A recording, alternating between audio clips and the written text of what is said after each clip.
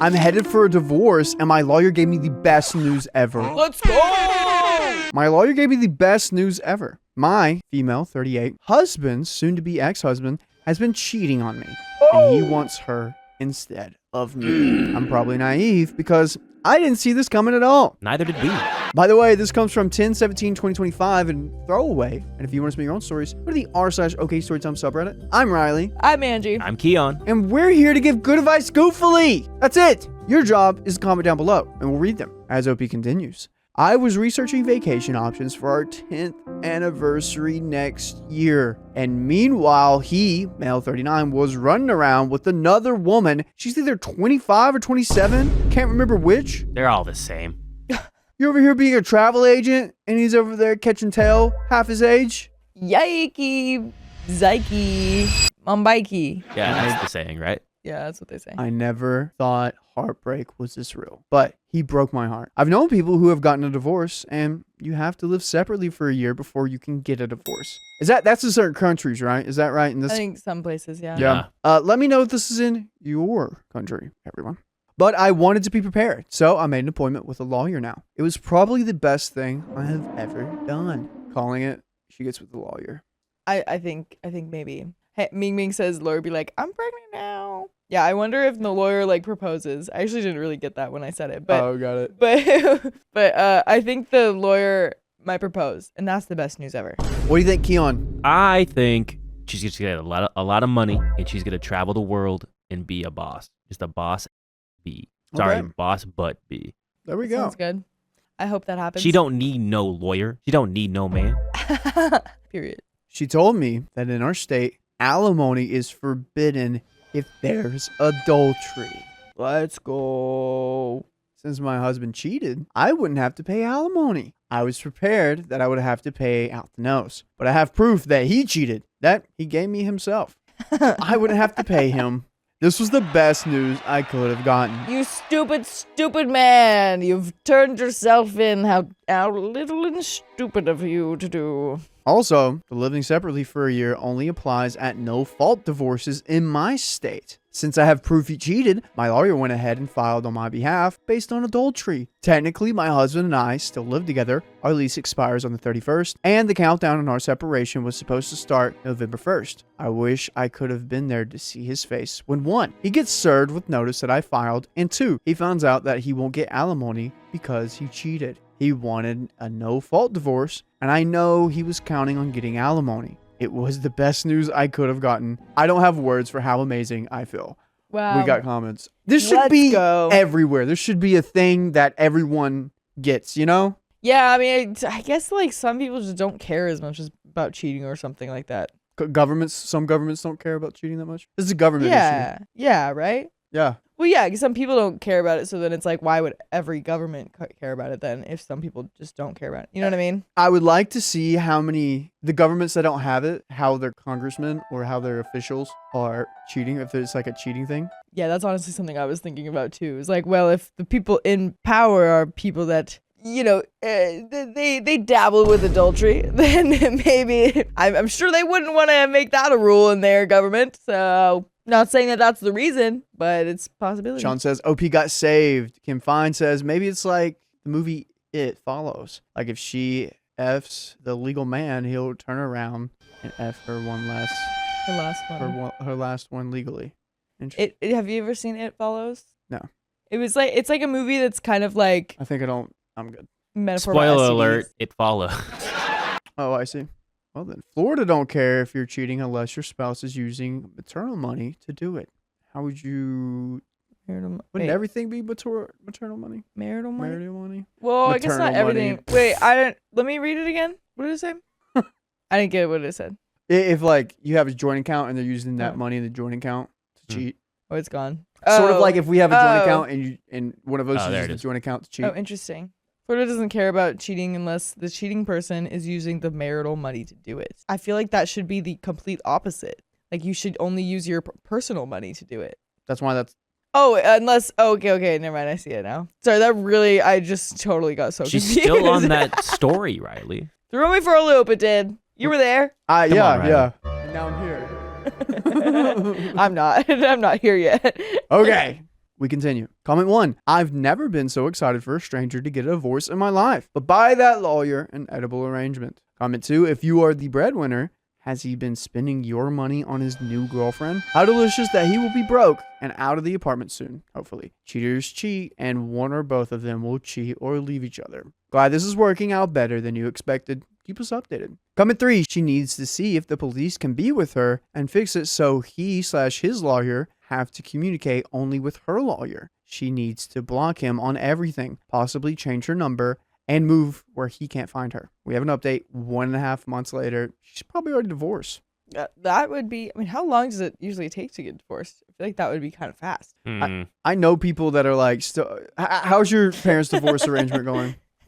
That took about 10 years. For them to get divorced? Ish, yeah. Like they put the papers in and it took 10 years? It took a while. That's wild. That's probably the longest example I've ever heard.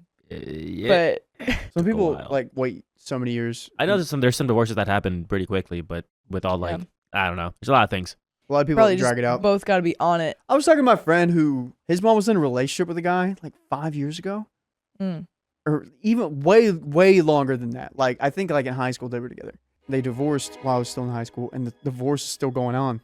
Now? It's been 6 years. Wow. 6 or 7 years, yeah. Wow. Wow, I can't imagine. Well, you lived it. I know. Update 1.5 months later. This is kind of anticlimactic, but there were some comments on my original post asking me to update what happened after my husband was served with the divorce papers. I also wanted to thank everyone for the kind comments they left.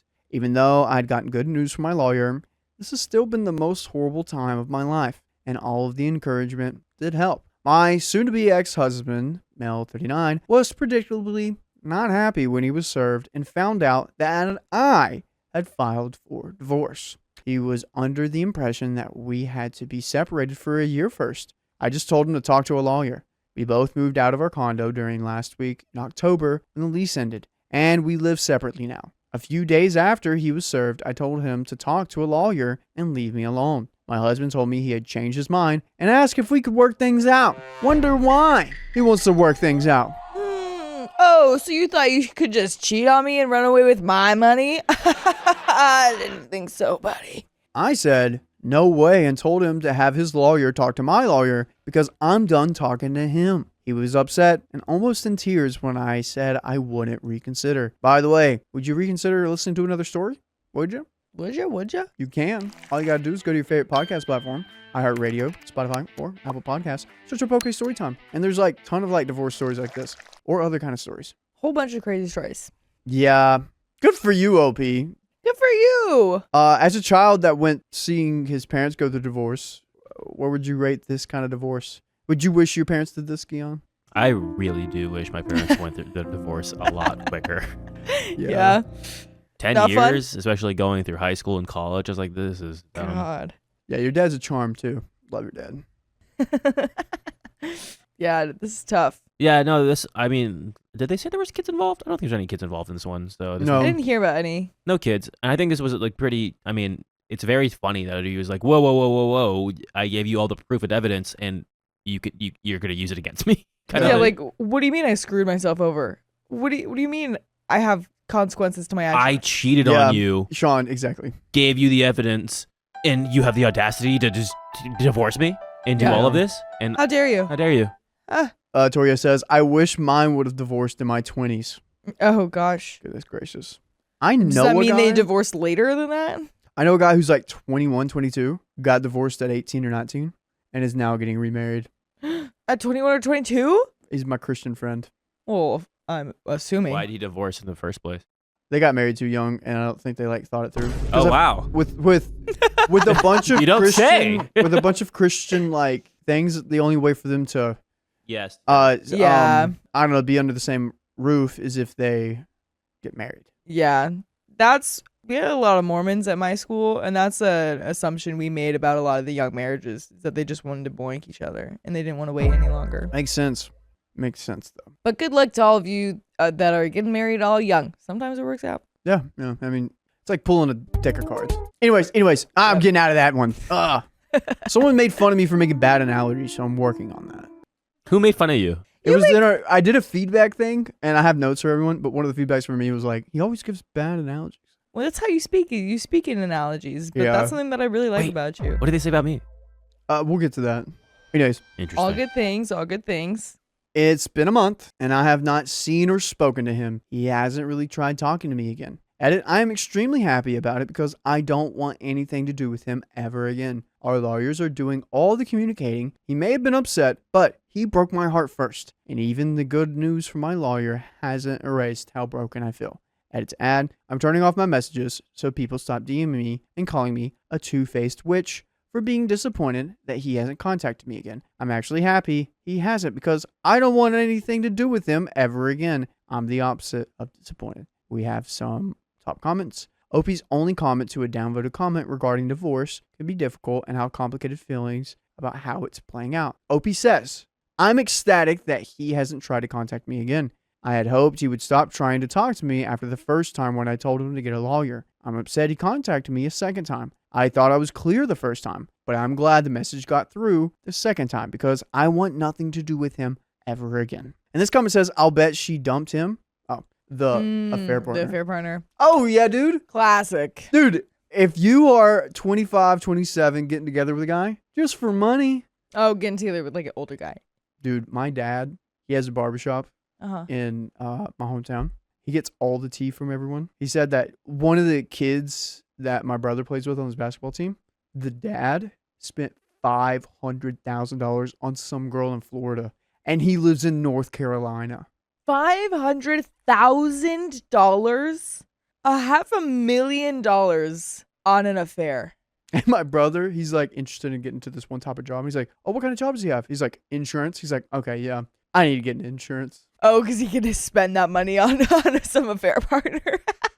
No, not because of that. Because he's like, he's been looking into insurance, and he's like, what? How does he get that money? Oh, right. I need like, to get into that. Yeah. My brother's getting married. He's not looking for affair partners. He's looking. He's looking to pay off his wedding. No, I meant what you were saying. Like he had that money to spend on something like that. Something trivial like that. N8 TV says my husband and I got married when he was 22 and I was 21. This year will be our 18th wedding anniversary, and we've been together for 25. Wow, right. Nice. Yeah, Macers Racers. Yeah, that was insane. $500K.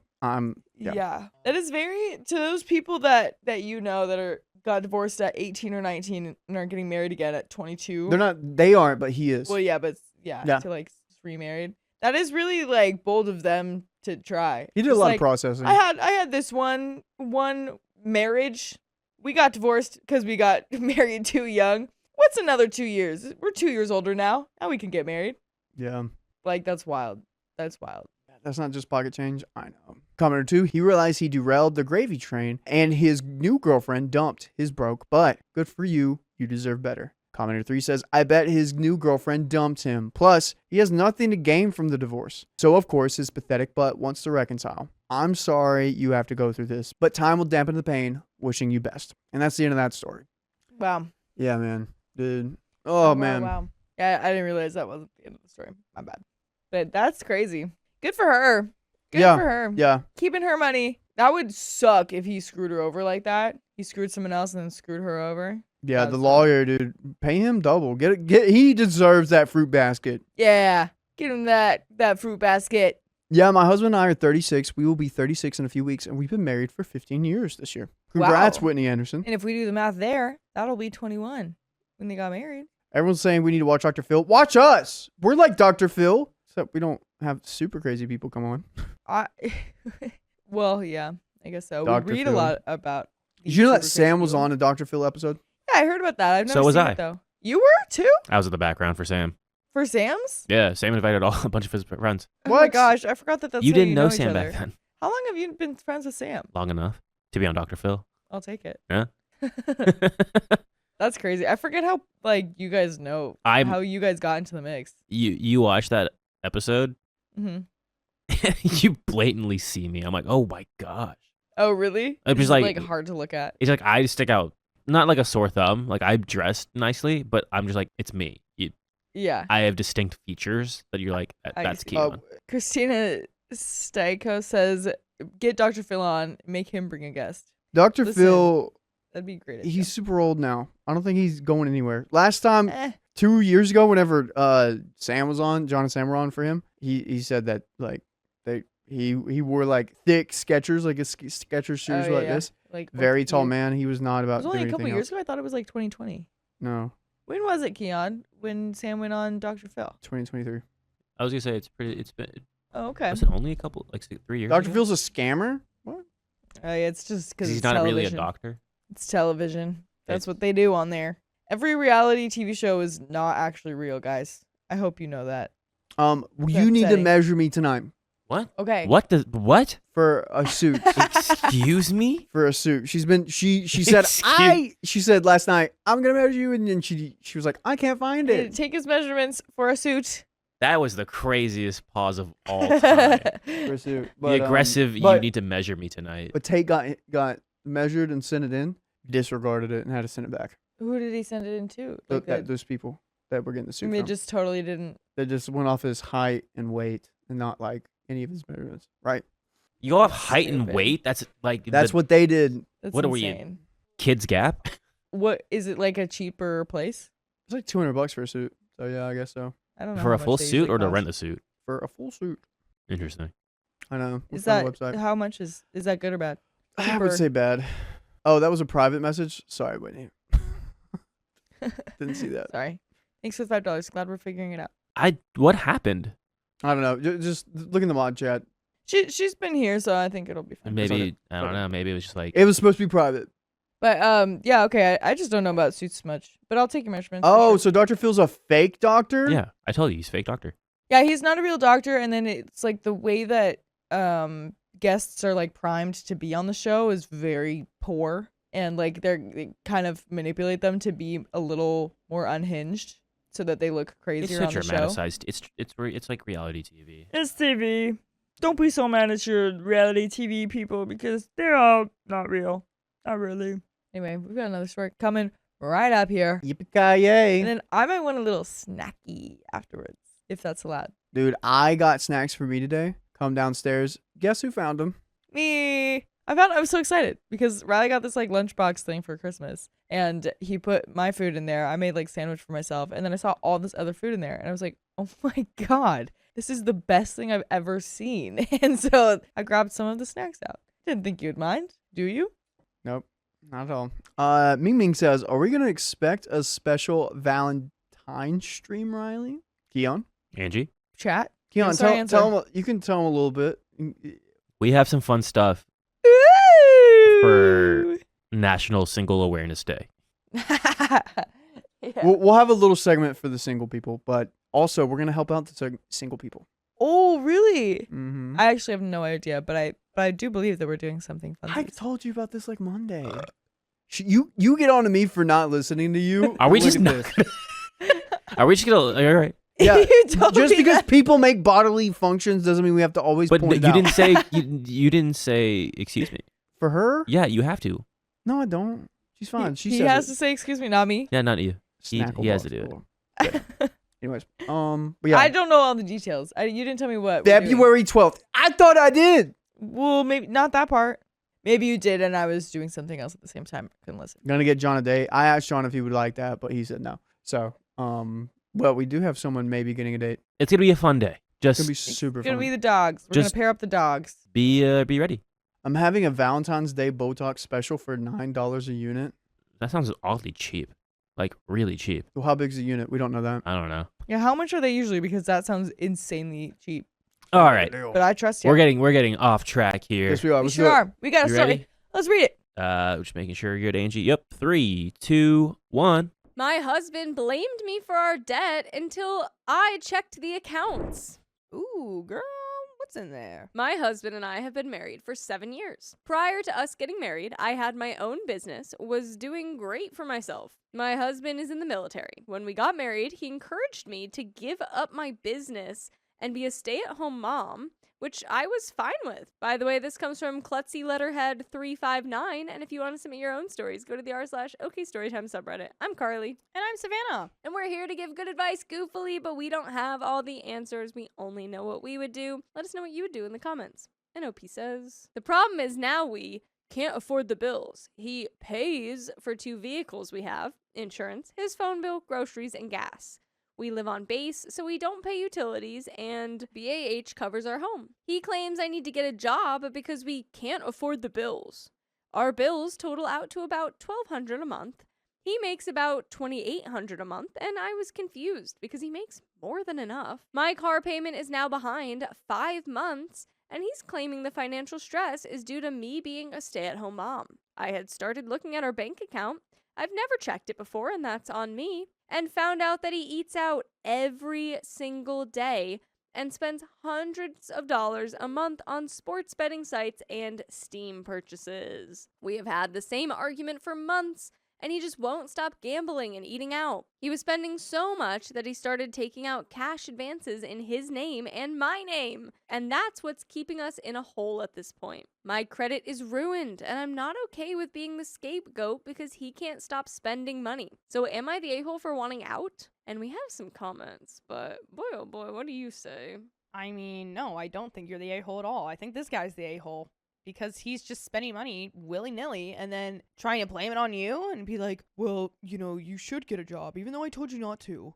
I told you to be a stay-at-home mom, but now, You like, should get a since job. I'm spending I all these want a money, sports bet. yeah, now I'm spending all this money, like, I really want you to get a job so, like, I can afford to pay for things. You need to afford my sports betting. Comments, new bilala. Not the a-hole, but I think the reason for the divorce is because he's a gambling liar, rather than him blaming your soon-to-be repossessed car on the fact that you don't work. Lazuli Rose says, not the a-hole, you're gonna need an attorney. This is going to sound like blaming, but I really do not mean it to. Always check bank accounts, financials, and keep an eye on bills, even when married. You should know what's going on with the family finances. Opie says, I'll provide a little more clarification on the bank thing. I used to check it. We almost went through with the divorce about 1.5 years ago. When that happened, he changed all his passwords. When we reconciled, I just never asked for the new one. I definitely should have though, and that's fully on me for not doing so. So y'all almost got divorced once already. Substantial Shoe 360, you need an attorney, a shark, because he committed identity theft by getting cash advances in your name. I'm an army brat. The physical and financial cheating never stops. It just pauses. Please get out before he lays hands on you, or worse, edit to add. The gambling and mistreatment to your credit is more than enough to lose his future promotions and security clearance. Best of luck and take care of you and your kids. Obviously, judgment from the site, not the a-hole. We have an update 2 months later. Get rid of him. Yeah. He's not really doing much for you. If anything, he's just bringing you down to his level. He's literally digging a hole for himself, and he's like, come on, come in. And you're like, no, I'm gonna live a happy, healthy life. Sorry. I don't understand his, I mean, nobody really understands the reasoning behind, like, gambling and all that, so. Hello, it's been about 2 months since my original post, and I wanted to provide an update for those asking. TLDR, my now ex-husband has a serious spending problem, gambling problem, neglected our bills for months, blamed on my lack of employment. I blamed him spending outside our means. He has since repeatedly taken out cash advances in my name and maxed them all out. The car payment is behind by 3 months now instead of 6. Since my original post, a lot has happened. I visited my family for Thanksgiving, and when I got back, he told me I needed to get a job. I worked on finding one, but because I wasn't hired within a week somewhere, all heck broke loose. He started speaking to me in a way he never has before, degrading me, insulting me, weaponizing past traumas against me, etc., etc. I told him finally that I was done. I wanted a divorce, and this infuriated him. For days, he recorded me in my own home, followed me around, insulting me, and calling me awful names. He would call his best friend and yell insults about me, and sit there degrading me in front of our children. We're gonna change that one. Trigger warning for abusive relationships. He would approach me and just antagonize me continuously until I finally had enough. I told him to leave me alone. He told me he didn't have to do anything since it was his house and started screaming at me more. He then repeatedly told me over and over that he would be taking my children from me and that I would never see them again and that the courts would side with him because I've already given up one child. I have an open adoption because I had a child at a very young age and wasn't in a position to raise her. This was the last straw for me. The following Friday, I packed as much of mine and my children's necessities in the trunk of my car, packed our pets, and I left. He arrived home shortly after I left and started blowing up my phone. I texted him and said I was leaving to stay with family until things calmed down and our home environment wasn't a hostile environment. He continued with more threats of taking the kids from me and making sure I get very limited time with them. During this process, he turned into some type of religious wacko, calling me the devil repeatedly, speaking about Judgment Day, calling me evil, telling me a judge and his attorney were going to tear me apart in court. 3 days later, I was served with an emergency order he had filed, and a few days after, I received a parentage order and temporary domestic order. Mind you, all this happened over the course of only 5 days that I had been gone. We had a court date at the end of December. During that court hearing, my ex decided to make up a bunch of lies to try to make me seem as if I was a neglectful parent and isolating them from him. He spoke to them 10 plus times a day, and I never interrupted or listened in on their time. At the end, the orders were thrown out, and the court officer stated that she believed my ex's behavior was concerning after he openly admitted to verbally me the last few weeks I was in the home. But my ex stated it was okay because the children didn't hear. They were in the next room over. Since all of this, I looked further into bills as a commenter suggested, stating, I bet he's paying his bills and neglecting hers. Well, you were right. All of his bills strictly in his name are all up to date. The only ones he's refusing to pay are our bills with both of our names on it. He has also now taken out a total of over $1,100 in cash advances in my name since I left. I was able to log into all of these accounts he made, change the password, contact support, and prevent it from happening even further. He received a bonus that all service members received last month. I put $1,000 of it towards the car to get caught up on payments as it was around $1,900 behind. He called fraud on this payment, but thankfully I caught it in time and told the bank what was happening since I'm the primary account holder. He has since locked me out of our shared bank accounts and restricted all of my access.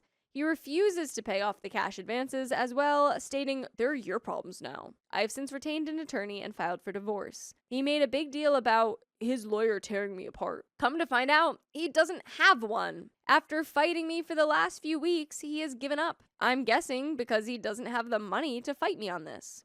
We've come to a custody agreement. I also started my business back up, and things are looking up for us now for those that were stating I needed to work. Thank you to all the Redditors for the harsh truths, reality checks, and honest opinions. I swear some of you have crystal balls and can predict the future. I never saw these horrible escalations coming, and I never dreamed that he would ever speak to me the way that he was the last few weeks I was there. But anyways, there's a small update. I'll answer any clarifying questions that I can. Thanks again. And here are some clarifying points that people asked about the original post, so people don't have to look through the comments to find. My ex is active duty in the military. We don't pay rent or utilities. Our bills total about $1,200 to $1,400 a month, and he makes $2,800 a month. I was a stay-at-home mom to 2 children. We never had financial issues to begin with when he was making less money at a lower rank. It only became an issue when he started gambling and eating out multiple times a day. Why didn't I work? Daycare cost a fortune, and I didn't want to work just for my entire check to go towards daycare costs, and it made no sense to do so. We almost got a divorce about 1.5 years ago due to him cheating. When this happened, he changed passwords to everything. When we reconciled, I never asked for the new ones. I trusted he would pay the bills like he always had. And by the way, I'm trusting that you'll go listen to more full episodes with stories just like this. Just go to Spotify, Apple Podcasts, or iHeartRadio and search up OK Storytime.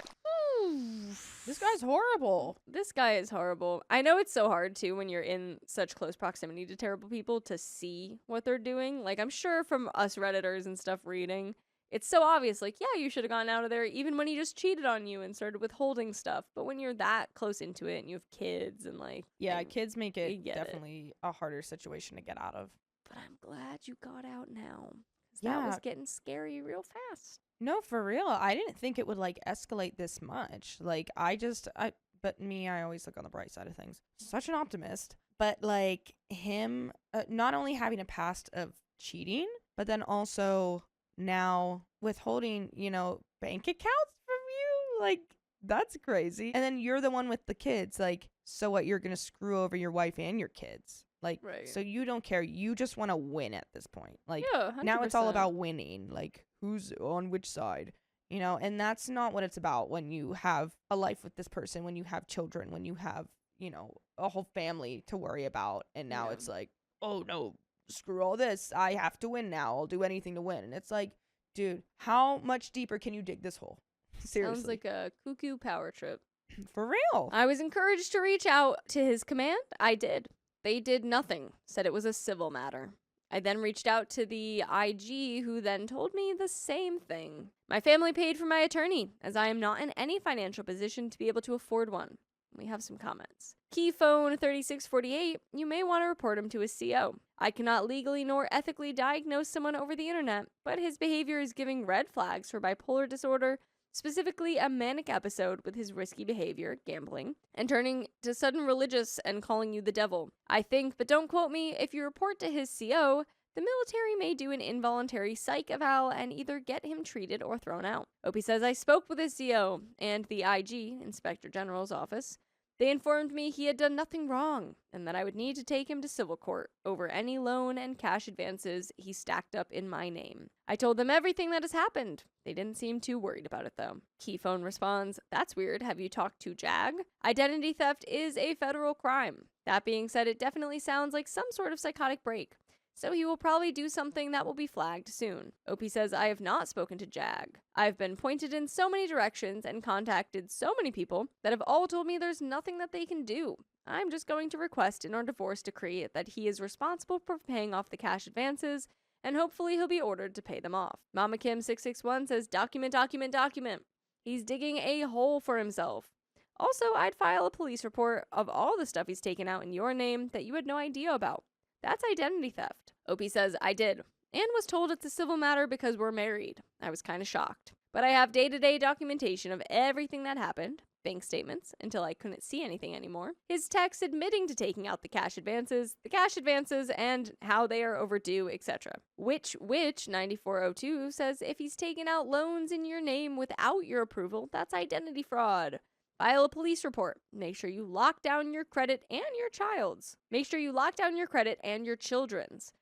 He could fraudulently try to open lines of credit in their name to fuel his regular use. Opie says a police report has been filed as well, though they told me it was all civil. That's the end of that. My religious neighbors are extremely intrusive. I decided to stand up for myself. Stand up. Hello. I, 28, female to male, have a couple of neighbors that live on the other side of my duplex. They were fine for the most part, aside from the occasional proselytizing. But over the last 5 months, they've almost become insufferable. By the way, this comes from Loud Throwaway, and if you want to submit your own story, go to r/OK Storytime subreddit. The wife is always knocking on my door. I made the mistake of letting her in once, and we had coffee. Until she started talking about Judgment Day. After a few minutes of that, I asked her to leave, and she prayed over me for like 30 seconds while I stood there tapping my foot, waiting for her to shut up. The husband is more malicious. I have a doormat that says everyone's welcome here with a little pride flag along the top and bottom. And once I came home to find him rolling it up. When I asked what he was doing, he said that it was unsightly and he was doing the neighborhood a favor. I don't know how they found out I was trans. I've been on T for like 12 years and look indistinguishable from a cis guy, except for downstairs. But I left for work one morning to find a pamphlet on the dangers of HRT on my effing porch. Well, you know what's also dangerous? Hatred. Well, maybe at least they're being educated on what the trans experience is. Yeah, they're like, it's like a very really specific. informative packet. It's like, just make sure that you're eating enough. Yeah. They're like, see? They only read the front page, to the dangers. I ripped it up and put it back on theirs. Part of me wanted to light it on fire, but that could come with criminal consequences. Last week was the last straw. We share a bedroom wall, and for the past week, they've been having a really, really Christian spicy sleep very loudly God. almost every night. What does that mean? Oh, God. It's saying, oh, God. What I mean by that is that I'm kept awake every night by the wife screaming her head off and saying crap like, Say it. fill me Say up it. with God's light. Oh, wow, and you were right. bless Never me mind. with your seed. Effing nauseating. Okay, so literally. Oh, my God. Literally, yeah, Christian spicy Fill sleep. me up with God's light. Dang. Man's got that. Okay, the only upside God is that staff. it usually only lasts for 5 minutes. LMAO. I left them a note asking them to keep it down, and I came home to it ripped up on my porch. Half the time, I don't think they're even effing. I think they're just yelling through the wall at me. Here's where my hypothetical comes in. I have a boyfriend, Jesse, 30 male. We don't live together, and we can get pretty loud during spicy sleep, as he's very good at it, and I'm very lucky. Usually we have it at his house out of respect for my neighbors, But I've lost this respect entirely. Would I be the a-hole if I invited my boyfriend over to stay the night and we had really loud, raunchy, spicy sleep to piss off the neighbors? I asked him and he thought it was hilarious and agreed to do it, but I still feel like a bit of a clown. P.S. I don't have issues with Christians in general. I have an issue with Christians who act like this and still claim to be Christian. You know, wienerhead. So as I mentioned last time, Jesse was on board. He came over around 6 the day of the posting and was going to stay the night. We watched a movie and got each other in the mood before retiring up to my bedroom at about 10 p.m. You weren't retiring. Yeah, now you might be thinking, You were Pete, just getting started. you said it didn't go well. Was Jesse bad in bed? Was he so lackluster that you couldn't even pretend that it felt good? Are you two breaking up forever as is the norm with relationships on Reddit? No, and also, hold on a dang minute. I won't go into too much detail, but it lasted for an hour and a half. Ooh, an hour and a half. We both got spicy hobbies that would probably unalive a nun to hear about, and we Okay. made sure they heard. I All heard right, so you were grumbling on the doing other side of the some- wall. What sounded like an argument, but no knocking or yelling or anything like that. Eventually, we finished, and it was so nice not hearing anything on the other side that I suggested that Jesse stay over for a few more days. Oh, so the party's still going. Party's started. Of course you get this story, by the way. Yeah. Someone asked me in DMs what my goal was for annoying them. This was not to annoy them. It was to make it so they'd never be able to look Jesse or me in the eyes again. I wanted them to avoid me at all costs. In the morning, I went out to grab the mail, and the wife was out there on the porch waiting for me. She was bleeding. Bleating? Like, Desperately trying to put her hands on me to pray. I Dude, kept knocking her I feel away. like she's inspired. Yeah. She's like, damn, it can last more than 5 minutes? She's like, please tell me. Please tell me your secrets. I kept knocking her away and told her not to touch me and to leave me alone. She kept crying after me and knocking on my door to get me to come out or she'd get her husband. I went back inside and told Jesse we'd have to be even louder tonight. Well, we were. And I this feel time, like this is your kink at this point. I think so. I think you've unlocked a new thing. We heard knocking and shouting. Didn't stop, though. It was equally as good, if a bit shorter. When we finished, everything was quiet. The next afternoon, I went off to a friend's birthday party while Jesse did some work from home. When I was there, I got a terrified call from him. He said, first off, that he was safe. I took Jesse's car to the party since he was blocking me in. And when the husband saw that my car was the only one there, he assumed I was home alone. He then, according to Jesse, yelled at me to come outside. Jesse ignored him as I asked him to do, but then came the banging. I've been keeping Yeah. it light and storyish so far to not freak myself out again, but I can't keep it up here. The crazy effer tried to punt down my door and was screaming about how he's going to come in and make me pay for what I did to his wife. Yeah, dude, the wife is now She's just like- so sad about her spicy sleep life. It only lasts 5 minutes. She's like, oh my God, they're still going. Yeah, she's like, people can do this. I want a divorce. And he's like, you're going to pay. Thank God it was locked with a heavy lock. Jesse immediately called the cops. Good. And they arrested the husband.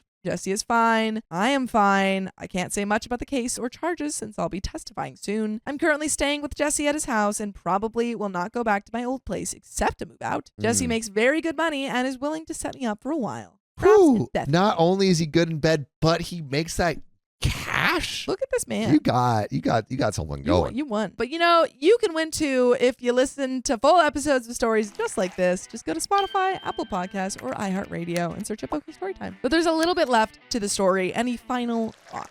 Final thoughts. I think this is hilarious. This is hilarious, but this is also- hilarious, and I really Be careful. shouldn't hurt anyone. No. But you know, I wouldn't unnecessarily make your neighbor mad if you can, because They're stuff like this, dangerous. because they're dangerous. I think you have to be careful about who you are making mad. Because Yeah. sometimes you have people who are very religious And- zealots. You know, it's not. You know, it's definitely not your problem, and it's not your fault. No. But it is. Yeah, it is your problem actually, because now they're coming and like banging down doors and stuff. So I think it's hilarious. I think if you want the least drama-filled life, you don't have a spicy sleep war. But if you want a kick-ass, kick-butt story, spicy sleep war. All this has been effing terrifying and a whirlwind, and honestly just want to sleep for a long, long, long time. It makes me not want to go out in public anymore after knowing that there are people like this out there. Jesse is understandably shaken, and I feel scared as crap whenever I open the door to go outside. Even though I know he's being held, I'm going to get a restraining order when this is all over. Hope this update suffices, and if it doesn't, Too bad, because I'm not trying this crap again. I have learned my lesson. Do not antagonize crazies. Do not, no matter how much they may deserve. Right. Okay. I'm And glad that's we the learned that end of lesson. that story. I'm glad we learned that lesson. Don't Yep. antagonize crazy, even though it's fun Even though and it's maybe fun. funny and makes a great story. They It'll might make your just life attack more filled with drama. We don't necessarily want that. We want peaceful lives with a little bit of drama every once in a while. But that's the end of that story. My wife ran from a fake intruder and left our babies behind. She's got priorities, man. What else you want her to do? Gosh. My 34 male wife, 42 female, is a stay-at-home mom. Last week when I was at work and my 2 oldest were at school, 5 male and 3 male, my wife was sitting at the dining room table when she saw a man with what looked like a hammer walking down the driveway towards our front door. He tried to get in. Oh my God, that's terrifying. Oh my gosh. By the way, this comes from Pine123245, and if you want to submit your own stories, go to the r/OK Storytime subreddit. And I'm Angie, I'm Riley. and we're here to give good advice goofily. Yeah. We don't have all the answers. Nope. We just know what we would do. Perhaps. So let us know what you would do in the comments below. Please. So, OP said, she went to the door, and the guy saw her and waved, still trying to enter. She fled out the back door, leaving her cell phone and Apple Watch. She also left our twin girls, 8 months old, sleeping in their cribs. She ran through the neighborhood looking for someone to call the police. Oh my gosh. Eventually, she found someone. The police responded and cleared the house. It turned out to be a repair guy who was supposed to go to our neighbor's house. Oh no. Yep. Yeah. And this I is- know exactly. I know exactly what went through her brain. It's because he looked a bit scary And and he was perhaps a little large. But this is in broad daylight at Yeah, the same yeah, time. yeah. This is when the 5-year-old and the 3-year-old are at school and OP is at work. This is not like late at night. It's Nope. dark. I can only like Middle of the day, working hours. because then he was probably seeing her run through the neighborhood and try to find people, and he's probably like, "Sorry." What's going on? Also, if he's a repair guy, he's probably got like a company on him. He's got a car, you know. But I'm thinking like, hammer. There's a large guy, 6 foot plus. Yeah, Perhaps like he's got a beard or whatever. Looks a Yeah. little scary. yeah. I could give her that. And I mean, I guess the fact that he's like trying to get in without like knocking or something is weird. I don't do know. wonder if that's what was actually happening. I need a ring camera for this. Yeah, I need like video evidence of what actually happened. And to see And then what's I can going judge on. her. But it is worrisome that her first response was to flee and not take the kids with her. That is worrisome. Yeah. Mothers, thoughts. Yeah, let us What are we know. doing here? Let us know. He had been told that no one would be home and to just come in. Ah, Okay, that's okay, what okay. answers that. She's mad at me for not being more supportive. I was stunned when she told me, especially when she said that she left the girls. She constantly yells at me about how I don't do enough for the kids, unlike her who sacrifices constantly, according to her. Oh, goodness. I don't think that's accurate, but that's besides the point. We've been having major issues in our marriage for a long time. Okay. This was just the straw on the camel's back. Sounds like it. She's acting like this is one of the most traumatic events of her life, which is making me madder and madder. I am having a hard time putting this behind me. If this guy had been a bad guy, she would have abandoned our girls to him to save herself. Our house isn't that big, and people in the neighborhood know we have 2 little girls. I honestly don't know what to do. This happened about a week ago. I spent about an hour on the phone with her that day trying to console her, tried again that night, and have been taking care of the kids and doing all the chores. She's been focusing on what I think is a work-from-home job that she's lying to me about and trying to hide. Interesting. Otherwise, she's going out with her friends to bars. Ah. Well, here's the other problems that we're Okay. having. Here we go. Let's list them all out, man. She refuses to go to marriage counseling that I set up for us online after the kids go to sleep. She doesn't believe in therapy. Because she doesn't believe she does anything wrong. Yeah, I doubt she even said she was sorry for this. When in the story does she take accountability? We haven't explicitly heard it. Ah, We yeah. just know what the truth is. I'm gonna just be for real. Mhm. If this happened to us, Yeah. let's say I was the one that ran and left Oof. our kids in the thing. Yeah. I would see this, or like if Angie did it. If Mhm. either one of us did it, Yeah, I would yeah, see yeah. this as a sign from God that was like, hey, We got to work on our home defense a little bit better here. Absolutely. If you're not going to, I've been watching Stranger Things, and for some reason that's been making me think about home defense a lot because Yeah. they're always in their homes defending, but against like monsters. But this is different. But like, It's kind of the basis of the show. it's just like always what they're doing. They're in a house like, you know.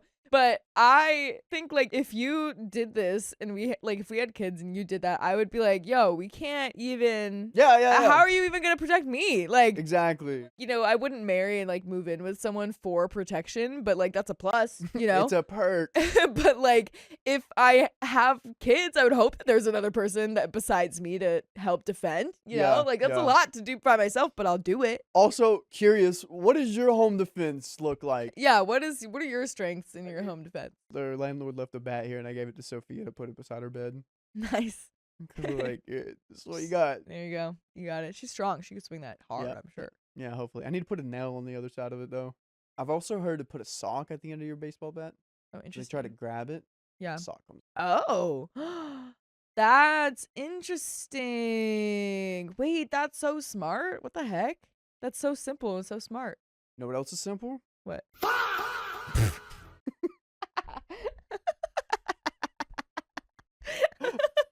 Yes, that is true. That is true. You know, whatever you're into. A big issue is the double standard. If I had done this, she would have never forgiven me and probably divorced me. We had a fight because when we moved, my side of the bed was far from the door, and she said I needed to be able to stop an attacker. I've been yelled at for abandoning my daughters when I take a shower in the morning before work and they begin crying, or if she's sleeping in and one begins crying while I'm changing the other's diaper. Okay, I think we have our answer here. You need to yep. run away from this woman. Well- That is a woman that you need to not be around anymore. Bro has 4 kids. Keep the kids. Clearly, she can't take care of them. You know what I mean? I mean, obviously, it's more complicated, and that really simplifies it. And, like, you're going to want to look into it, and, like, you know, whatever. It's not that easy. But, like, I feel like if he really did want to, he could easily get custody after this one thing. Oh, yeah. Easily. Like, oh, you ran away. You left our 8-month-old children home while a big, scary man was coming in. What else we got here? Let's see. What else is she up to? Let's see. I totally understand this is fight or flight, and I'm not trying to Monday morning quarterback. I'm gonna assume the internet knows what that means because That's I like don't. it's like take control, Okay, like just handle the situation. got it. I haven't critiqued or criticized her. The closest was when I was surprised she left the girls. Other than that initial call or when I came home and she was annoyed we don't have security cameras, we haven't really talked about it. She had a phone that worked. I texted her to check in, and she told me to call her, and that's when I found out about this. It's a 1-story L-shaped house. The doors are at one end of the L, the kids are at the other end. I'm currently in therapy. She's mocked me in the past for going to therapy and uses it to validate my opinions. What do you know? You're just a depression case. That's in quotes from this woman. Gosh, dude. Jesus. Dude, Oh my god. dude, this is not good for a marriage. Having Yeah. someone undermine you in every choice that you make. Yeah, and they clearly don't have any sort of level of communication. They don't. It just destroys confidence. Yes. You're less of a man because you've eroded yourself Yeah. trying to combat her emotions, and that makes you in a place where you can't express your own emotions because you will get beaten by her excessive like things that she has to say, and it's not a safe place to actually express how you truly feel.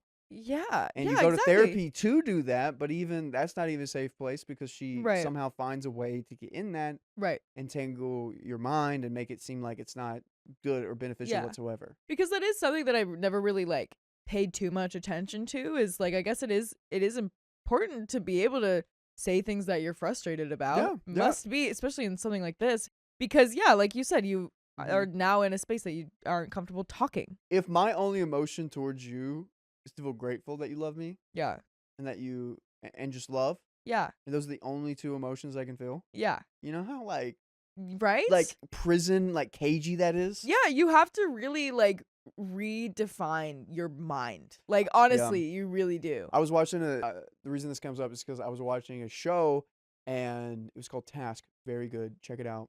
But one of the things was like there's one of the FBI agents has an adoptive daughter, And she says, the only emotion I feel I can have towards you is grateful that you adopted me. And that's the only thing I can feel. I can't feel angry about some of the things that have happened. I can only feel grateful. And he's like, Yeah. it's not true. Right. And he kind of freed her from that because she felt like That's that was the great. only thing. And it's like, it made me think like, okay, what else in other Like, do ways I might feel only like feel that? that Yeah. way? Yeah. Yeah, that's really honestly something I have never really thought that much about, but that is so true. So there's no way she'll see a therapist. The police had a social worker with them who gave her a card for a therapist. We do have an update here. Yeah, the police even are like, hey, Like, girl, call this number. please. Please, guys. Okay, I'm wondering, whenever people like do an update, there's like a counter. Yeah, this is like, we're not even halfway through the story, too. I wonder what his counter is. What do you, oh, like a counter like to the story, like what he did? Yeah, like his like. I kind of read ahead a tiny bit, He, so I have a guess. But I feel like we're too he's got to get out of there. I feel like we're too early to like not really have anything change. He is looking for separation, is my prediction. Hopefully, dude. She sounds like an awful person.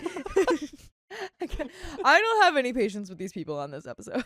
Yeah, I how don't. does she have friends? I wonder what her friend group looks like. Yeah, probably just all the same. They probably just like crap talk to people all the time. You know what I mean? Very growth oriented right there. For sure. But we do have an update. So, long story short, things are not going well. I feel like I'm an airplane pilot trying to land a plane while it's disintegrating around me, and the time is now for me to bail out. I'm realizing how much I've normalized these issues. My good days would be marginal days for other marriages, but more likely would be awful. She only yelled at me once today. Yeah, so it was great. Since that post, I've really tried to support her. I think I had been doing what I could already. Anytime she wants to leave, she can. I do the lion's share of the chores, laundry, cooking, groceries, and morning and bedtime routines for the boys.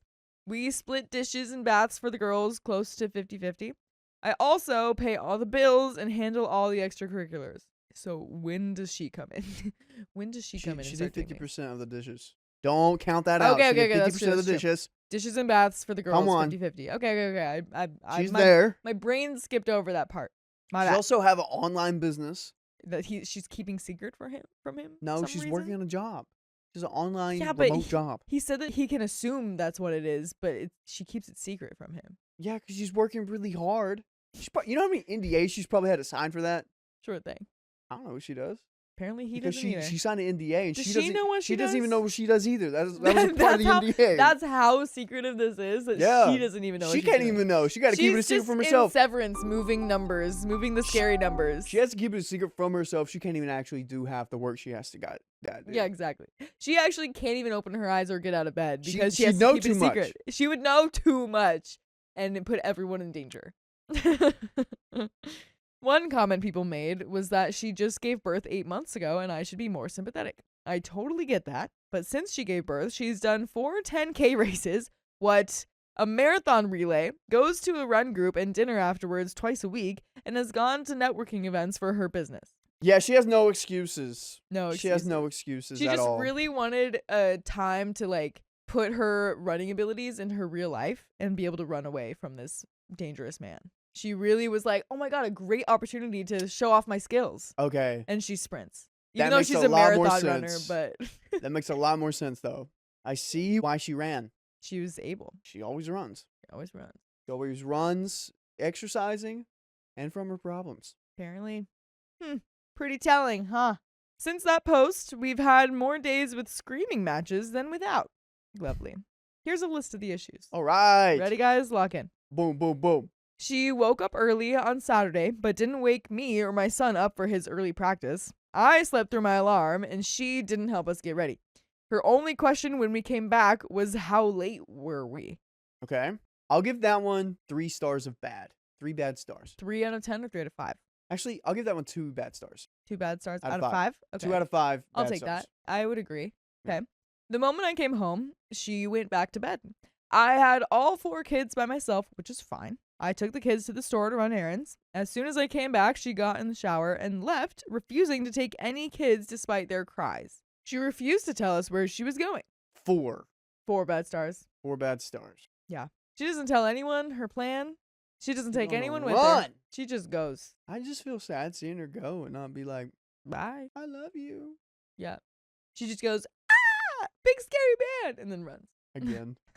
Sunday, she refused to go to anyone's hockey practice because she had to clean the house. While I was parking at the rink with my kids crying, she called because she had hired someone to clean our garage and wanted to know where we were moving things. All right. But you just stayed because you were cleaning the house. Yeah, she's cleaning. No. Angie, a part of cleaning is making sure people are doing a good job while they're cleaning You're your not house. cleaning. You're managing the cleaners. Is it clean? Yes, but did you clean it? Boom. Doesn't matter how we You did it. did It's no. clean. No, it does matter if you're going to say who cleaned it. She gotta make sure those cleaners doing what they gotta do. She's gotta point them in the right Well, direction. that's not what she said. This was the first time that I had heard of this. The woman threw everything in the dumpster, including unopened dress shirts. That's another 4. 4 to 5 bad Yeah, I stars. would say that's a 5. 5? Or a 4 out of 5. Yeah. I also, like, whoever she hired is also stupid and bad at cleaning. Probably wrangled someone from the side of the street. Yeah, I feel like someone who's cleaning a garage wouldn't just, like, pick up and throw random new things away. I feel like they would know not to do that. You'd be surprised. I would really hope they wouldn't do that, but whatever. We had a thermonuclear fight on Monday. My eldest was screaming at me to get a second helping of dinner. I tried bluffing to send him to bed without it. He went straight to her, and she overruled me. Once they left the room, I explained what I was doing. She spiked her laptop on the bed, jumped up, and started screaming at me. Oh my God. She followed me out of the room and screamed in front of all 4 kids that I'm a whiny witch who's not a real man and trying to starve her kids. Starve her kids. 5 out of 5 right there. That's like a 7 out of 5. Goodness. Wow. That is bad. If it raises to screaming, not great. But if it's all of a sudden screaming like that and throwing things on the bed, but still, and then you scream in front of your kids, that's not good at all. Yeah, no, this is That's not. There's way nothing good worse. about this. Nothing good about this. This was just before our marriage counseling session. I kept the appointment, and while I was in the waiting room, she continued screaming at me and attacking my character. When the session started, she refused to join. She started blending something in the kitchen. Oh my God. I tried to be as objective as possible, and the counselor said she was impressed with that. In the last 5 minutes, I tried to bring my laptop to her. She collapsed into the room like Superman seeing kryptonite. She refused to do it. After that, I went to bed. She woke me up and wanted me to set up our printer. We'd changed routers, and I hadn't had the chance yet. A lack of anger caught me off guard, so I did it. She stood over my shoulder the whole time, silently, and refused to let me see anything. What? What do you mean? On our computer, perhaps. I guess, yeah, maybe. We had a couple of other fights along the same lines, but yesterday, Thanksgiving, we had a decent day, okay? Not that it was overly affectionate. We just didn't fight. She slept in until 12:50 in the afternoon and was snippy because I didn't have everyone ready yet. She wanted the girls in the car seat. She then began a 90-minute shower and makeup routine and helped with the kids for maybe 20 minutes. We ended up an hour late for Thanksgiving dinner. Oh my God. But for us, that was a good day. There was no affection and we didn't speak in the car, but my mind forgot all the issues that we'd been having and I wanted to make it work. That night, I woke up and attended to one of the girls who's very sick. She's done that exclusively, attending to the kids when they wake up. She's taken kids from me when I get up before her, saying it's because I'm working. In one fight in September, she screamed at me for being selfish for taking my daughter and sitting with her. I had said I didn't mind and was up anyway, and somehow that became me keeping her up because I couldn't sleep. This has become a trump card in every argument. But I was with my daughter from 4 to 5 and she slept in. This morning, I woke up around 9, which is the latest I can remember sleeping in. I started making breakfast for the kids and finishing the laundry while she was already on her laptop. Out of nowhere, she snapped that I shouldn't bother cleaning because she had hired someone. I stayed calm and told her we really can't afford a cleaner and that I could handle it myself. That's when she started yelling, calling me names, and shouting right in front of the kids. Goodness gracious. She blamed me for everything, saying I didn't have time, didn't have money, and didn't clean or do laundry, quote, to her standards. How about you help out? Yeah, how about you do things then? Jeez. Oh my gosh. It's crazy. Then she said she wasn't a cleaner and kept going until I just stopped responding. It went on for about an hour of nonstop yelling. I spent the rest of the day cleaning the house, doing laundry, and taking care of all 4 kids. My sons actually helped more than she has all month. Oh my God. The oldest son is 8, by the way. Dang, Or dude. no, 5, I think. 5, He's 3, somewhere and within that- 8 months. Wow. The oldest kid is 5 years old. Because he knows. He sees what's going on. And, And in order yeah. for him to not have a bad household, gonna help out. He's gonna have to. And that's so sad because the 8-month-old kids are both girls and twins, and then the 3-year-old and 5-year-old are male. And they're seeing their dad get yelled to and called not a man for not doing all of this stuff and being whiny and all of this stuff. Like Yeah. that's gonna like Hey, wife. teach them. Can we save the money for cleaners, for therapists, for our kids? Honestly, they're gonna need it. Like Can ASAP. we do that, please? Yeah. Okay, thank you. Like it's already bad enough with like, pressures on men and stuff, but with that Someone constantly seeing- reminding you? Seeing your mom yell at your dad Yikes. about like these standards that are unrealistic too is such Very a bad damaging. kind of way to start out your life. What really gets to me isn't even how she treats me anymore. I've gotten used to it. And if it stayed private, I probably would have just pushed through until the kids were grown. But now my oldest is starting to act like her, and I can see how much it's affecting him. It doesn't help that she constantly wants me to ask him who is his favorite and who yells more and who is the better parent. When I refuse, I'm, quote, scared of what he might say. I think that's the kid saying that to him. Oh, my goodness. God. No. By the way, I would never be scared if you listen to full episodes of stories just like this one on Spotify, iHeartRadio, Apple Podcasts, or whatever podcast app you prefer. Just search OK Storytime. We've got it all there for you. We do have a little bit more to this story, but any final Please thoughts? seek the closest exit you can. Yeah, yeah. What do they say on flights or like I these don't are the know. like keep an eye on your closest exit?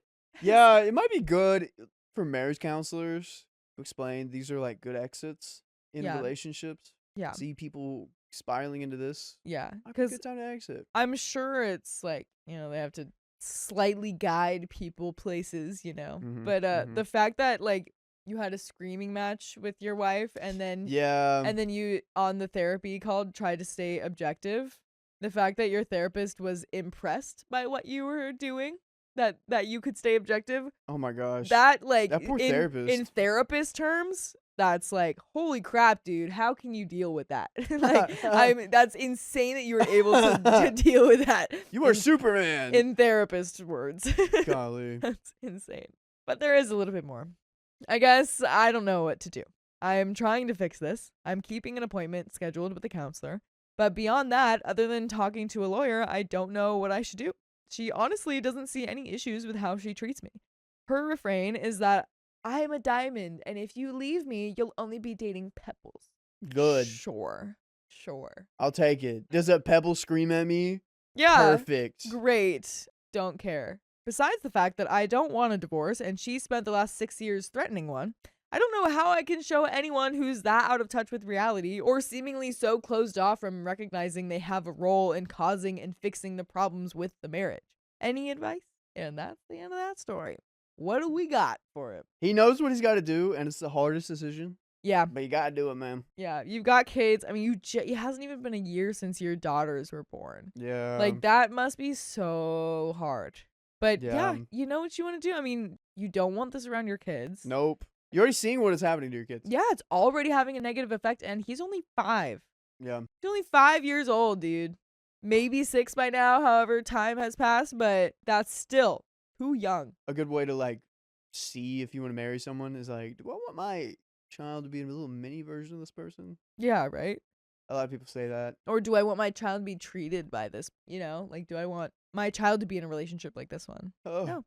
You have a lot of years left, dude. I know, like, Yeah. You can turn this around. you have so much time to be able to not have to deal with her. Yeah. You have That's true. so many years of that. You just got to make the choice. Huh. And we're making the choice that we're going to end this episode right here. We are. That's the end. Yeah. It was great. It was great. So my boyfriend swears he loves our dog, but I'm the only one caring. Well, I swear your boyfriend's a liar. My boyfriend, 30 male, and I, 35 male, have been together for almost 6 years. We adopted a dog almost 3 years ago when we both were in a situation where we were able to provide everything the dog would need. But our life has since changed for the worse. No! By the way, this comes from Artistic Jelly 1028, and if you want to submit your own stories, go to the r/OK Storytime subreddit. I am Savannah, I am Dakota. I'm Keon. and we are here to give some good advice, goofly, but we don't have all the answers. We would only tell you what we would do in this situation, but we would love to know what you would do in the comments. As OP says, a little background about the dog. He's an extra large breed that needs lots of space to exercise, and he has bad skin allergies. He also has severe anxiety, which makes him afraid of everything. Literally everything. Oh, God. If a leaf blew by him on the sidewalk, he'd be terrified and try to run away. This dog is 130 pounds. Oh. Gotta get your dog some medicine, man. He's just a big baby. When we adopted him, we were aware of his condition and decided to take him in instead of allowing him to be put down. Well, good. After research, we learned the home he came from was chaotic with many children. We took him in because we lived in a huge 3-bedroom house with a big yard and didn't have any children to antagonize him. The dog was on multiple medicines. We weaned him off the meds and gradually he progressed greatly. He came out of his shell, started to run and play, and showed his personality. He became a completely different dog, still afraid of some things, but not remotely as bad as when we first adopted him. Then the vid hit. Huh. And your dog was really stressed about the state of the world. Aw, as we all were. We both lost our jobs. We live in a major city and had to sell our house and move into a small 1-bedroom apartment in the middle of the city, whereas before we lived just outside it. That's what we could afford while we were unsure when we'd get another job. That's a big move. That feels maybe if you had just gone from a house to an apartment outside of the city. I feel like in the middle of the city, the apartment's always going to be more expensive, right? I mean, as long as you're not living in like the worst place. Yeah. This is when I had the first conversation with him about rehoming the dog. I explained that I didn't think we could take the dog to a small apartment when we barely had space for ourselves. Additionally, it was a 5-story walk-up to the closest green area suitable for the dog, was a 4 or 5 block away. He was adamant that the dog was coming with us, and that was that. Of course, the dog was severely stressed out after the move. His anxiety symptoms returned worse than before. He would bark all day because he kept hearing city noises outside, like sirens and people yelling and talking loud. He'd cry, howl, and become very agitated. He was terrified during walks because of the city bustling around him until it reached a point where he refused to go outside and started going in the apartment in the middle of the night. Oh, he's just sad, this guy. We He's need just to- a we shy need- little guy. You need to build this confidence. This dog needs confidence and He need a big More. place to stay. He's a big guy. He need big space. He's a big old guy. He has big feelings. He's a big old guy. And he is. I feel terrible because not only did I have to force the dog down all the stairs, but if I was successful, he'd freeze when he got outside. Again, the dog is 130 pounds. I found a job before my boyfriend, so I'd be home at work all day while he was home. I expected him to continue caring for the dog while I was gone, but I found out he wasn't even taking him for walks. What? When I'd asked what was going on, he would say that he's depressed, which is valid. No, actually, No. that's not true at all. Sorry, your depression is not a valid excuse for you to neglect your animal all day. did he say? Yeah. Did he? Oh, so I thought the boyfriend was he saying he was depressed or the dog was depressed? He, Okay. Yeah, I think the boyfriend. he's like, I'm too depressed. I can't walk the dog. Yeah, he's too depressed because he doesn't have a job. He can't find a job. He's trying to, and then I don't know. Depression is valid. Using it as Yeah. a reason for you to neglect the dog is not. Yes, I agree. I explained that I understood, but if he's neglecting the dog because he doesn't want to get out of bed, then that's not fair to the dog. Bingo. Boom. We came up with a system where I'd take the dog out in the morning before work and he'd do it in the evening. That worked for a little while until I started noticing he would get into bed without taking the dog for a walk. When I mentioned it, he'd get really upset with me as if I was nagging him. So, to avoid the fights, I just got up and did it while he got in bed. No, that's not. No! No. Who said that? No. The dog also sheds quite a bit. You can brush him, sweep, and vacuum in the morning at 8 a.m., and by 6 p.m. the floor would be covered in fur again. Some days, after working 12 hours, I'd come home and the dog hasn't been walked and the apartment was literally covered in fur. Also, in some cases, the dog's bowl would be bone dry with no water in it. Ugh. I'd ask why he didn't give the dog water all day, and he'd give some excuse like the dog drank it or he didn't know the dog needed water. Hey, This is a- stupid this is a dogs need child. water. This guy's acting like a child. Like, Even a child knows how to take care of a dog Right? sometimes. you just Sometimes.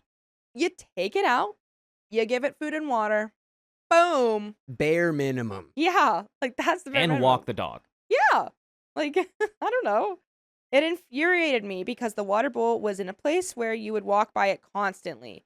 It would turn into a fight when I wanted to hold him accountable. He'd say things like he didn't notice the bowl was empty. One day I came home and the dog was sleeping on the couch curled up. When he got up, I noticed he'd been bothering a spot on his side. He was limping. I could tell he was in pain. I asked my boyfriend if he knew the dog had injured himself because of the allergy, and he said no. I wanted to cry. How could you be home all day with this dog you love so much, but fail to notice he was hurt? At this point, he finally got up and took the dog to the vet. Afterwards, he complained about the cost, but I ignored him and still do when he brings it up. Finally, he was able to get a job, and we were going to move back into a house. I was looking at places further out of the city to accommodate the dog's spatial and outdoor needs, but he hated everything I was showing him. Finally gave up and told him to pick.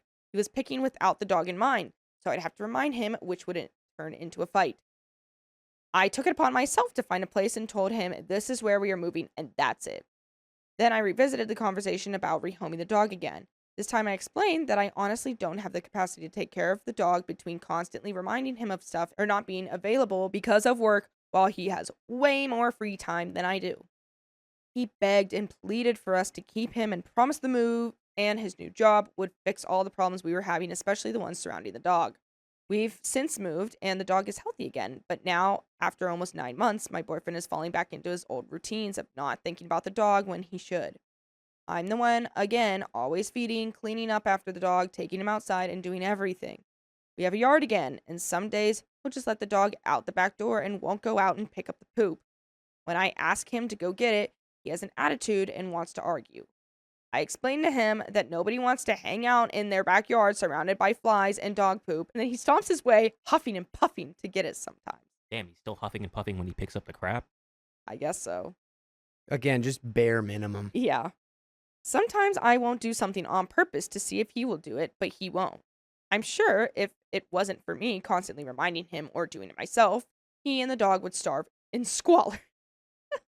And yeah, that's just always an annoying dynamic. Yeah. Can't just be told No, for real. everything all the time, constantly. We're both now working full time, and both of us are gone 10 to 12 hours a day. Oh, I'm sad for the dog because he has become accustomed to just sleeping all day. When we come home, the dog is energized and wants attention, but my boyfriend just walks right by him or tells him to move out the way. So I Hmm. end up playing with the dog for not long enough because I'm tired. I work in a mentally and socially demanding field, so after a long day of talking to people, I do not want to play fetch. Most times, if my boyfriend needs to leave, he'll procrastinate or lay in bed until the last minute, giving him enough time to shower and walk out the door, leaving me again to take care of the dog before I can do what I need to. I sat on this for months before I decided to write about it here, but this week, I'm over it. He's been off work all week while I haven't been. All week, I was taking care of the dog, cleaning the house, cooking, in addition to working all week, while he just hung out downstairs watching TV or playing video games. Last night before bed, I asked him to take the dog out before he comes to bed, and I went to sleep. When I woke up today, Saturday, he slept in late, and I decided to lay in bed also because I was so tired from getting up at 5 a.m. all week. He jumps up, showers, and then leaves after some niceties. I finally go downstairs and see the dog has no water, the bowl is dry, and of course the dog didn't go out. I decide to let the dog out back and take my coffee with me, only to find the yard is littered with dog poop again. He let him out the back and didn't clean up after him.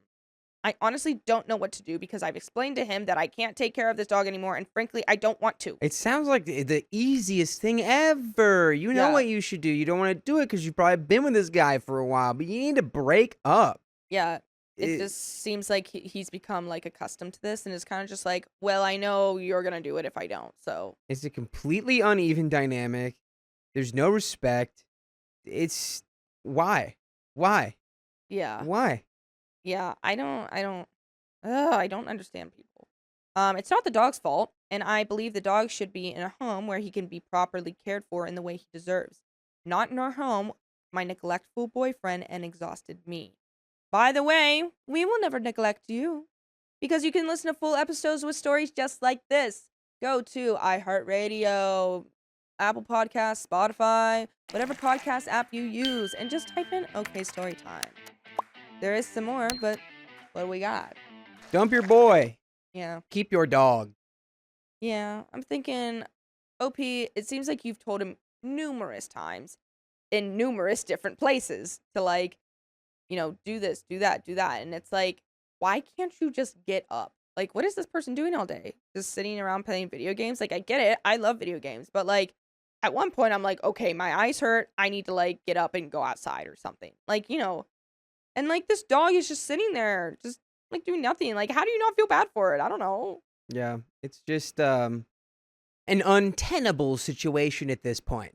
What is keeping y'all together?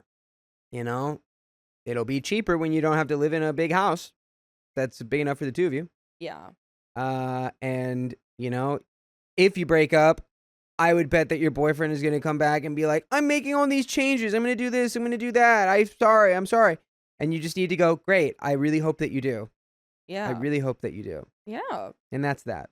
Like, what else are you supposed to do? Tell him? You remind him? You know, like, what else are you supposed to do? Like, you're not home. So, I don't know. I wanted to mention also that the dog is very well behaved and loving. We cuddle and hug all the time, but not so much play, and I've taught him tricks as well. He also has a funny personality that makes us believe he doesn't know how large he actually is. He seems to be a happy dog who doesn't know his parents are fighting about him all the time. I've thought about doing the due diligence myself and rehoming the dog to a great home without his input, but that would make me feel terrible also. I welcome any advice or input as to what I can do in this situation. I mean, yeah, I mean, I wouldn't say, like, break up with him or anything, but definitely, like, get a dog sitter. Like, or, you know, have, like, obviously, if your partner can't do it, which is really annoying because they can do it, they're just refusing to, and if you're not home to do it, then you have to get someone to do it, you know? And if that means, you know, you have to pay someone to do it, or even, like, just let the neighbor know or something, like, you know, someone has to take care of the dog. And I know you do, but you can't be there all the time. So when you're not there, someone else needs to take care of the dog. Yeah. Just the way it is. I got my neighbor evicted because she's making everyone miserable. That's a good reason to evict someone. And there is trigger warning for mentions of devil's lettuce. Everybody pack it up, go home. I, 31 female, and my fiance, 32 male, moved into our current rental about a year ago when I started my PhD. After 2 years of dealing with the parties and mess of off-campus student housing in another state, we opted for a quiet condo/townhouse with a single private landlord. We have 3 neighbors that share the building itself and separated yard spaces in the back and front of each property. By the way, this comes from user Worldly Mulberry 630. And if you want to submit your own stories, go to the r/OK Storytime subreddit. I'm Keon. I'm Dakota. And I'm Vincent. I'll start by saying that the neighbor in question was fine for 6 months. We share a wall, but rarely heard them aside from the occasional too loud TV on the weekend. My neighbor, also a woman in her mid-30s, mostly kept to herself since she worked all day. Her then boyfriend was the resident handyman when he was not at work, so we saw him more. He gave us extra food they had, watched for our packages, and generally kept polite company. It was chill. Things started to fall apart around January. The boyfriend left after a few bad fights, and the remaining neighbor immediately began to act erratic. People in and out at all hours of the night. People staying over for days on end. A constant barrage of noise through the back window and walls. We have a Ring doorbell, which was catching most of the activity, though no one was directly bothering us. Things got worse when she eventually got a new partner, or girlfriend, who clearly had a recent or ongoing substance problem and did not work. The flow of people stopped outside of the occasional rotating door and semi-permanent roommates, but fresh problems started spilling into my property. Their fights shake the walls between the screaming and door slamming. They drive off angrily at all hours or lock each other out of the building, leading to crazy outside noise in the middle of the night. They break up for a few days, only to get back together and start the cycle all over again. The new partner has no awareness of personal space or property. I've caught her lurking behind our building, leaving trash in our yard, and most recently stealing things from people's yards. I've caught her taking plant pots, the other neighbor caught her taking tools, so it goes. They randomly took in and abandoned several animals in our yard, then lied when asked about it? I have confronted them.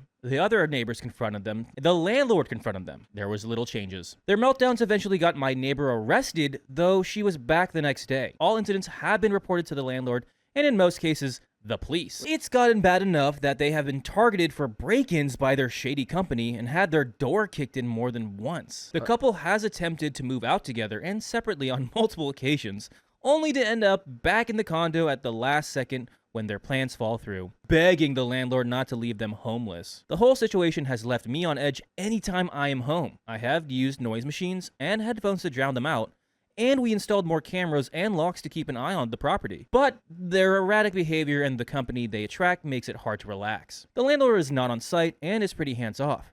He typically sends in hired help to make repairs, stays out of our hair. Normally, I don't mind this, but his responses to the neighbors have ranged to mild scolding to absolutely nothing. The times he has said anything to her resulted in unhinged texts from the neighbor claiming we should mind our own business. Landlord claims he's unhappy with the situation but wants these neighbors to leave on their own. I get that eviction takes time, but with the amount of times they have broken the lease, it should have consequences. Other neighbors are planning on moving out because it's gotten so bad. Advice on what to do? I don't want to move if possible. Our rent is reasonable and I like our location, but I'm wondering if those things are worth the misery. And we have some comments. Comment number 1. How much time do you have left on your lease?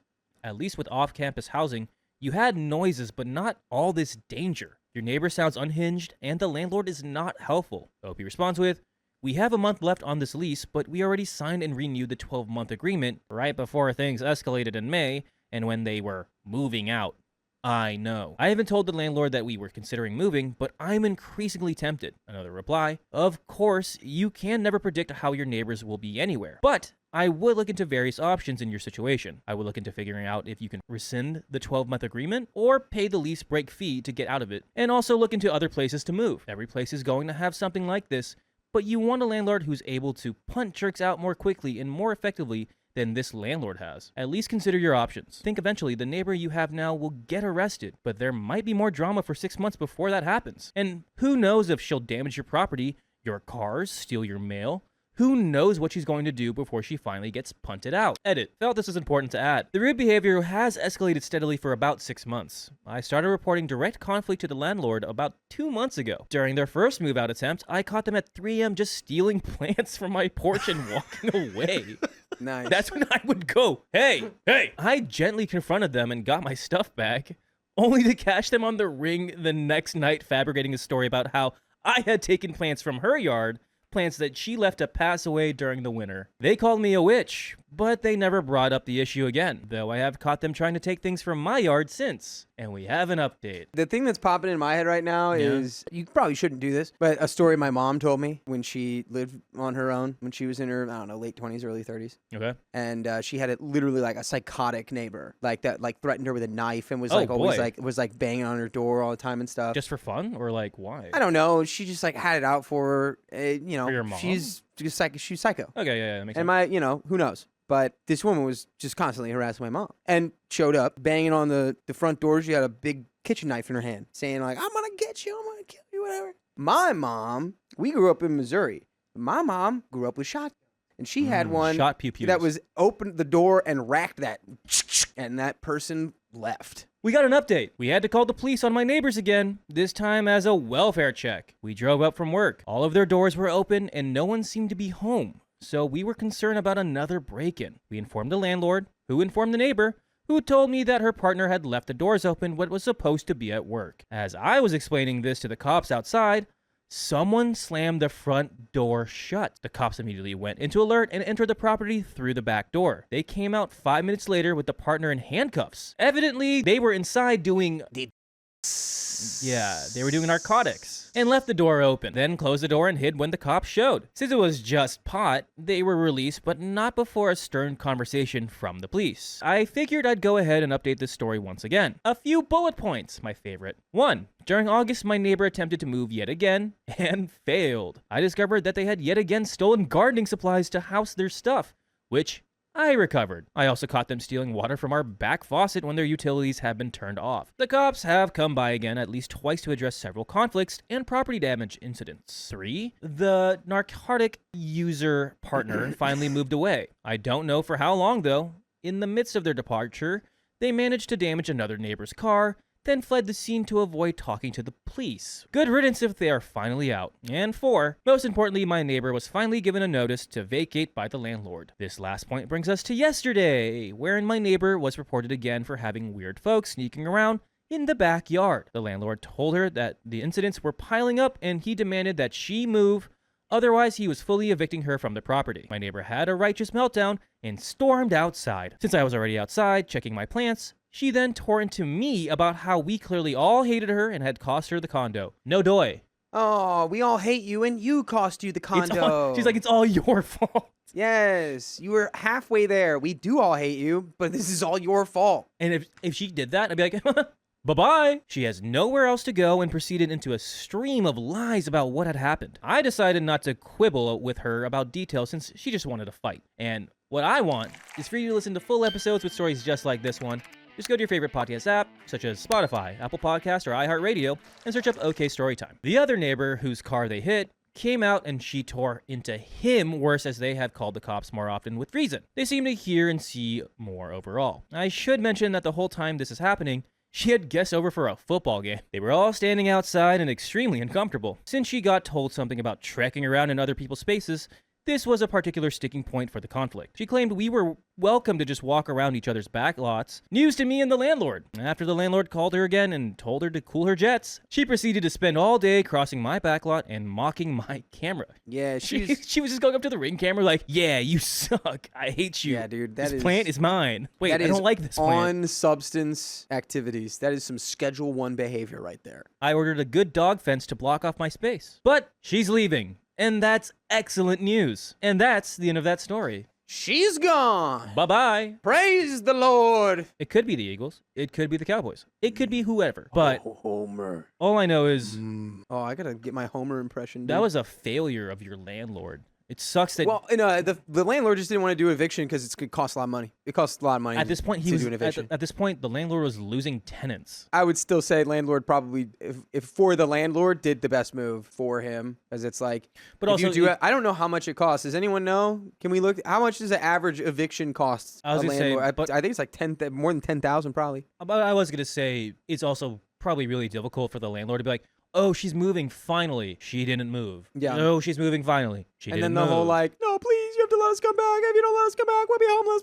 I know. I think they were OP both in their 30s. OP's yeah, they're in their 30s. We don't know who the neighbor was or how old the neighbor was. I think she said around our age. I would assume. I tried saving my marriage, but my wife had already made her choice. Well, too late, I guess. I, 26 male, am married for 3 years to 27 female with 2-year-old child. We have been together since we were 18 and 19. Since birth of kid, wife has stayed home while I worked. She had postpartum depression that she went to therapy for but still struggled. By the way, this comes from Just In Case You Fart 23. Great name. And if you want to submit your own stories, go to the r/OK Storytime subreddit. I'm Carly. I'm Angie. And we're here to give good advice goofily, but we don't have all the answers. We only know what we would do. So let us know what you would do in the comments. Wife had many talks with me about being unhappy/disconnected from me. Opportunity came up for her to run her own business, so we jumped on it when our child was 12 months old. Wife still wasn't happy, felt disconnected. I made small tweaks here and there, but we ultimately butted heads on her need for me to help around the house. Vacuum, dishes, etc. I felt that I was getting up at 5 a.m. and working 10 hours a day while she could sleep in until baby woke up at 8 to 9 a.m. and take care of him, and then she would have a 2-hour window during nap time to either nap herself or do household stuff. I voiced that she had the time to do these things while I was gone at work. Not in a 1950s housewife way, but in a whoever makes more money should work and the other person stay at home, regardless of gender. As time went on, we became roommates that had spicy sleep and did stuff together on the weekends. I took it as we were going through a season or still working through all the new things in our marriage. I thought if the wife was in a really bad spot, we'd just go to therapy. One night, I discover she is spicy texting random guys that made her feel validated online. That was my wake-up call, and we immediately started doing couples therapy. I listened to her and the therapist and made changes and took the load off her. We actually started having deep talks. She started initiating spicy sleep. Many, many aha moments for me. He learned about love languages, listening to her, etc. After a month of what felt like going down the right path, she told me she doesn't feel anything when we kiss and wants to stop going to couples therapy. Tells me now she wants a divorce and is moving out. No amount of listening, begging, or asking for a second chance can bring her around. She's made up her mind. Staring down the barrel of divorce, a broken home for my toddler, losing half my net worth, and my best friend since high school because I was too selfish and didn't listen to my wife. I'm so conflicted on how I feel about OP, and I'm like, Yeah. maybe it's just his writing style, but like, Maybe. in the same thing about being like, I'm losing my best friend and this longtime lover, half my net worth too. Right. It's like, well. Working on forgiving myself for these mistakes and the realization of what my life and my son's life will look like going forward as a 26-year-old divorced dad and his life growing up in 2 homes. Hope this can act as a warning to others to avoid my pitfalls. And we have some comments. She was talking to other men. I hope you read this and feel reminded that this isn't all on you. It takes 2, dude. Instead of chasing validation from other men and breaking her vows and disregarding your trust, could have been addressing the marital issues and being devoted. Keep your head up, soldier. You were capable of growing and being committed. She wasn't. You're a good dad, bro. But anyway, now she is in the past. What she is doing now, pretty much irrelevant to you. You gotta focus on yourself and your child fully with all your heart. Thinking about the past and being full of regret is unproductive. You gotta forgive yourself. What does your child need? She needs you to be strong, spiritual man to guide her. Quit blaming yourself for everything and recognize that you are committed and trying to do the right thing. That shows you're a good man who can be accountable and grow. Things will get better in time. Time will heal. Yeah. Like, I don't want to knock the fact she was cheating. For sure. Terrible. She For should have sure. asked for that divorce well Yeah. before she could have. Yes. At the same time, I have a lot of sympathy for her because she was Yeah. asking for that. She was asking for the step up. It's like, it's the kind of thing where it's like, you could say, I could see them arguing and her being Right. like, well, of course I cheated. I didn't feel loved by you. Blah, blah, blah, blah, blah. Like, I right. needed You to go should to these still other never men. cheat. Yeah, But yeah, exactly. But Yeah, then it's the kind of thing where it's like, okay, well, like, maybe that's true, but at that point, like, once you've also effed up like that, like, you can't really go into like who started it kind of Right. thing. Like, you kind of both just have done things. Yeah, I wouldn't be taking all the blame of like I'm the sole reason that this marriage ended because Right. she cheated. Like Yeah, she exactly. chose her ways. Like that Totally. is the end of So- it. That's on her. Yeah, and I love how positive that comment was. Yeah. But at the same time, I do still want to acknowledge the things that this guy did wrong. you Yes, know? but I am glad that he is at least like it's out, and hopefully she will too. But like he's realized that he knows about love languages now, so like That's wonderful. I hope that he holds that and he goes forward in this like Yeah. new like yeah, don't be too hard on yourself for too long. You have a kid together. Yeah. Like be there for your daughter. Right. With the new things that you've learned, be this great influence of love for your daughter. Like Yeah. teach her about love languages and like Exactly, make sure that exactly. she knows like Yeah. how to Better grow late than great. never. Yeah. Yeah. Yeah, you have a little you to teach. Exactly. It felt like my wife was half working on reconciliation, and I asked her about it, and she admitted she was. Wife said she wanted a divorce September 22nd. Said she doesn't know who she is and needs to focus on herself. It absolutely crushed me. Had a panic attack at work and had to leave. Wife kept telling me there wasn't anyone else, but every female family member was telling me there had to be based on her actions and remarks. I spoke with a lawyer and submitted a divorce petition on October 6th. Wife made plans to move out the following week to a nearby apartment. I was destroyed. I was beating myself up for not doing more sooner and letting my marriage fail. Wife spent the next 2 weekends away from our area as it felt weird being at home with you and child on your weekend. I noticed both times she returned, she had new tattoos. Also noticed she took her vibrator with her on these trips, with her rebuttal being, this spicy toy's for personal use. While doing laundry 3 days before she was supposed to move out, I found another man's sweatshirt in my laundry. Oh no. I asked her about it and she denied it, even going so far as to remark, oh, it's not yours? Huh. That night I got on her phone and found the smoking pew-pew. Not just one married man, but 2. One married man, let's call him affair partner number 1, was her man squeeze. Also the father to young children with his wife. Oh my god. The one she spent the last 2 weekends with, getting matching tattoos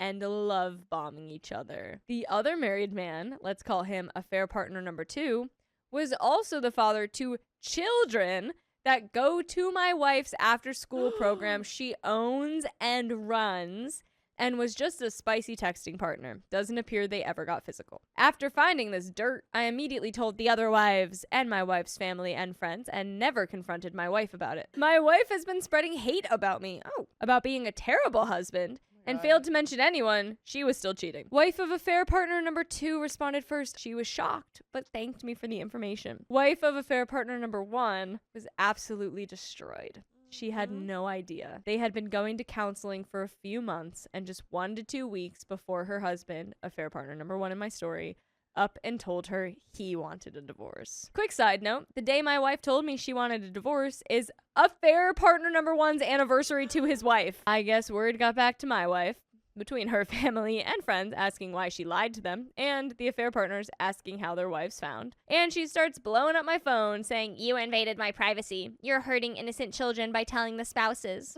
And I would have divorced you anyway, even if I never met him." Dang. Well, she decides to move out a day early as she doesn't feel emotionally safe in the home after I invaded her privacy. When I go to pick my child up from her that evening, guess who's at her new apartment? Affair partner number 1. By the way, guess who you guys can listen to all the time?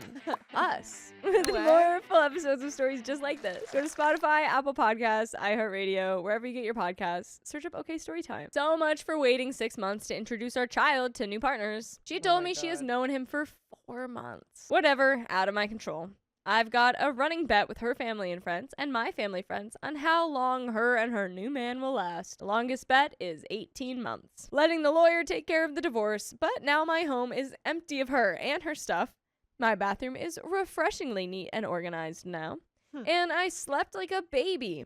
I was fortunate to get closure for my divorce that many don't get. We have some comments. As hard as it may seem to be, mate, the best thing to do is to understand that all of this is temporary. Things are now in train to happen, and all you really have to do is sit back and let it happen. Life doesn't stop, and will just keep rolling along, and before you know it, you'll be divorced, and she'll only be in your life at the end of a parenting app. So this crap show has an ending that is in sight. And even that, tethered to her via an app, will be temporary. Kids have this habit of growing older, and as they do, the time you have to reluctantly spend with her in your life will slowly ebb away. She'll go from being a bunch of words on the app to being someone you used to know, who you'll hear about anecdotally. So mate, all of this crap is temporary at best. It's got a finite bit in your life, and whilst some things will always remain as a permanent thing, you do share a kid after all, over time, even these permanent things will just fade into the background. You will find that learning to be indifferent to her will help immensely. That learning to not really give a crap about her, her life, etc., unless it directly affects your child, will help you lots. Have the handy response, "That's nice," ready for when people want to spill the gossip, also helps. Other people will see that your care factor when it comes to her is set permanently to 0 and will slowly stop doing it. Whether she stays with that guy or bounces to another, who really cares? It's water cooler talk and nothing more. That's the end of that. Wow.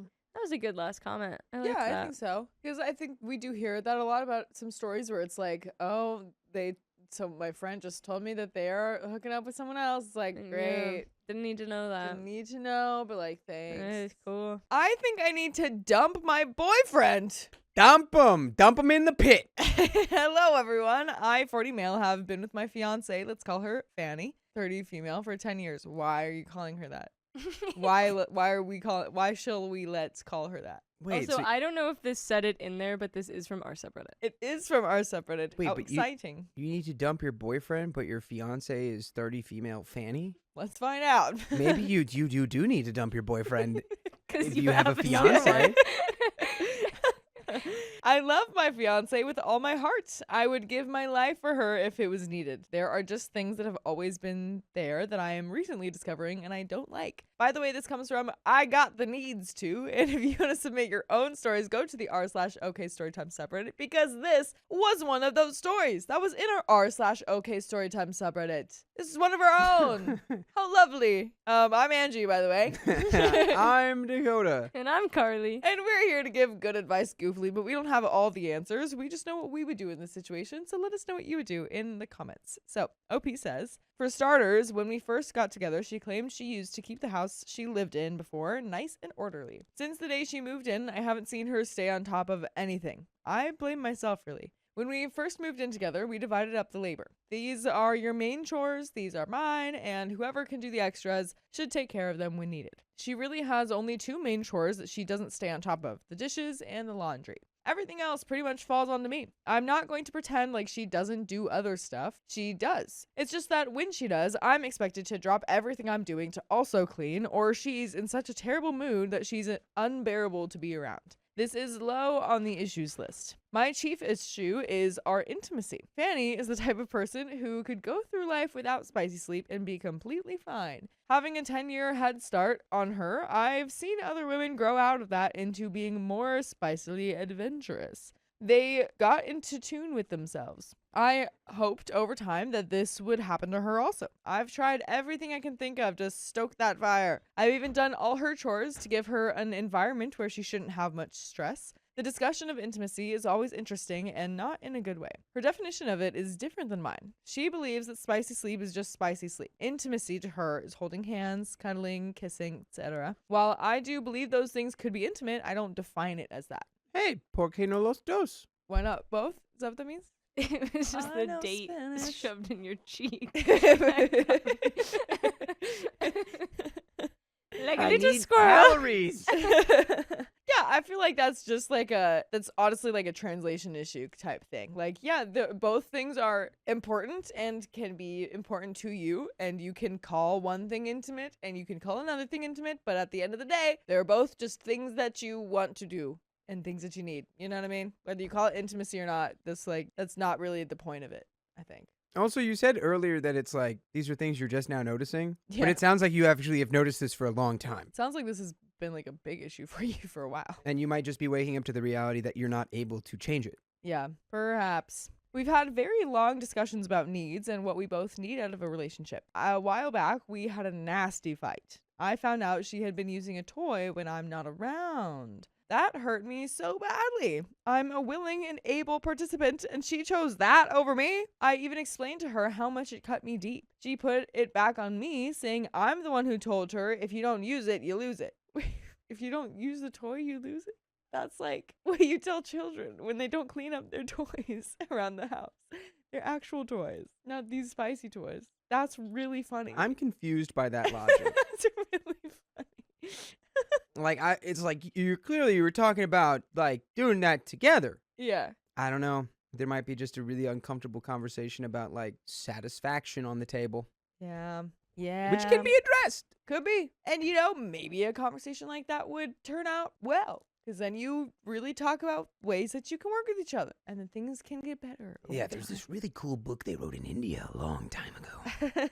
Pretty popular if you've ever heard of it. I'll let you guys guess what that is. A few things to note. We barely have spicy sleep, maybe once a month. We've gone 4 months at a time without any spicy related activity, including redacted activities specified. For me, I feel connected when I have spicy sleep. That's why I can't just go sleep with a stranger. I need to know and care for them. I know this is a compatibility issue. I was hoping we could meet in the middle. Ideally, twice a week would be awesome. I would prefer it every day, but that's not realistic. Moving on, she never wants to do anything. I know she's an introvert, but if I suggest going out or doing something, she says, meh, nah. Another thing that drives me nuts is that she's pretty lazy. We are dinkwad, dual income, no kids with a dog. That's hilarious. I've never heard the wad part of that. With a dog is a really funny specification. We don't have kids, but we do have a dog. With a dog. And Opie says they have 2 dogs, so cool. So it hurts me that anytime she's home, she's curled up on the couch with her phone or in bed napping midday. If the dishes were done, I wouldn't care, but 99% of the time I look over, she's sleeping and the dishes haven't been done in 3 days. It's gotten to the point that she won't do them more than once a week. Laundry is another problem. I know it takes time to build a full load and only 2 of us are here, but it gets to the point that I run out of things. The phone issue drives me crazy.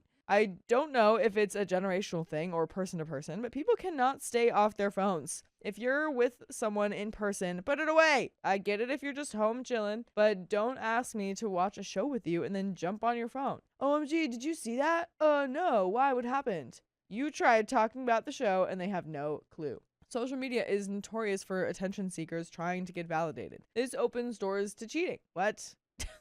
Okay, I think that's a jump. I Yeah. think that's a wild, giant jump that you're... This is just a person who cheats on social media. Yeah, like, okay. That I was with you up until that point. That was OP? I thought that was a comment. No, that was OP. This is all OP. Whoops. Yeah. But, okay, whatever. That is not what social media has to be. That's what Yeah. someone can make it. Like, it's like, yeah, opening your door and going outside opens the door to cheating. Right. It's like, you Yeah. know, like, Living your life around other people. Yeah. and then all of that can lead to cheating. It's like, yeah, sure it can, but like, Yeah. God. Born Like, yeah. leads to cheating. Yeah.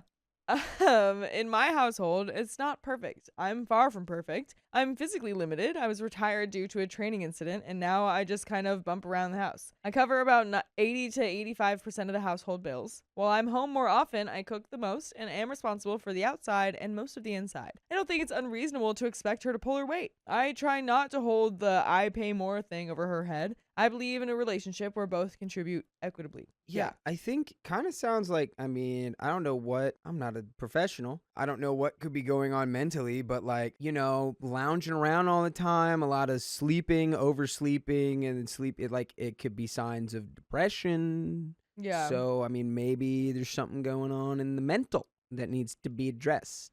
Yeah, could be acknowledged, could be looked at, be talked Yeah. about. Doesn't need to be like an excuse, of course. No, but it- something to think about. Is it been a conversation at all? Yeah.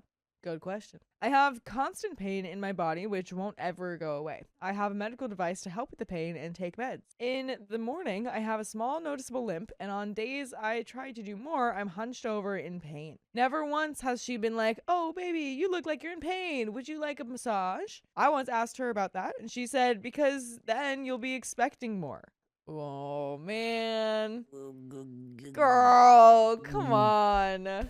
I don't want to give you one massage because then you're always going to expect me to massage you, dude. Come on. That's your boo. That's your boyfriend. I think that's a pretty big red flag. I would have to agree. I gotta say, I don't know if we should stay with this person because that's pretty emblematic of the way they think of your whole relationship. Yeah.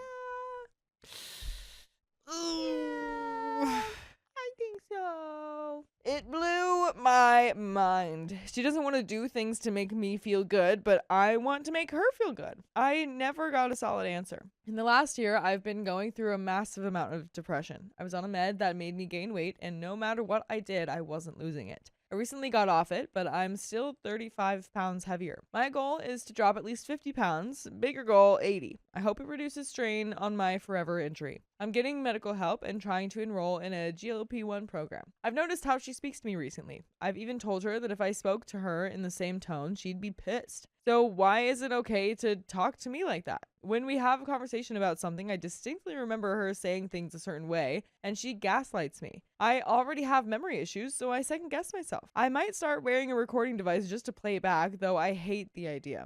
I think if we're at, I need to record all our conversations to not be gaslit into being told that I'm misremembering everything. Yeah.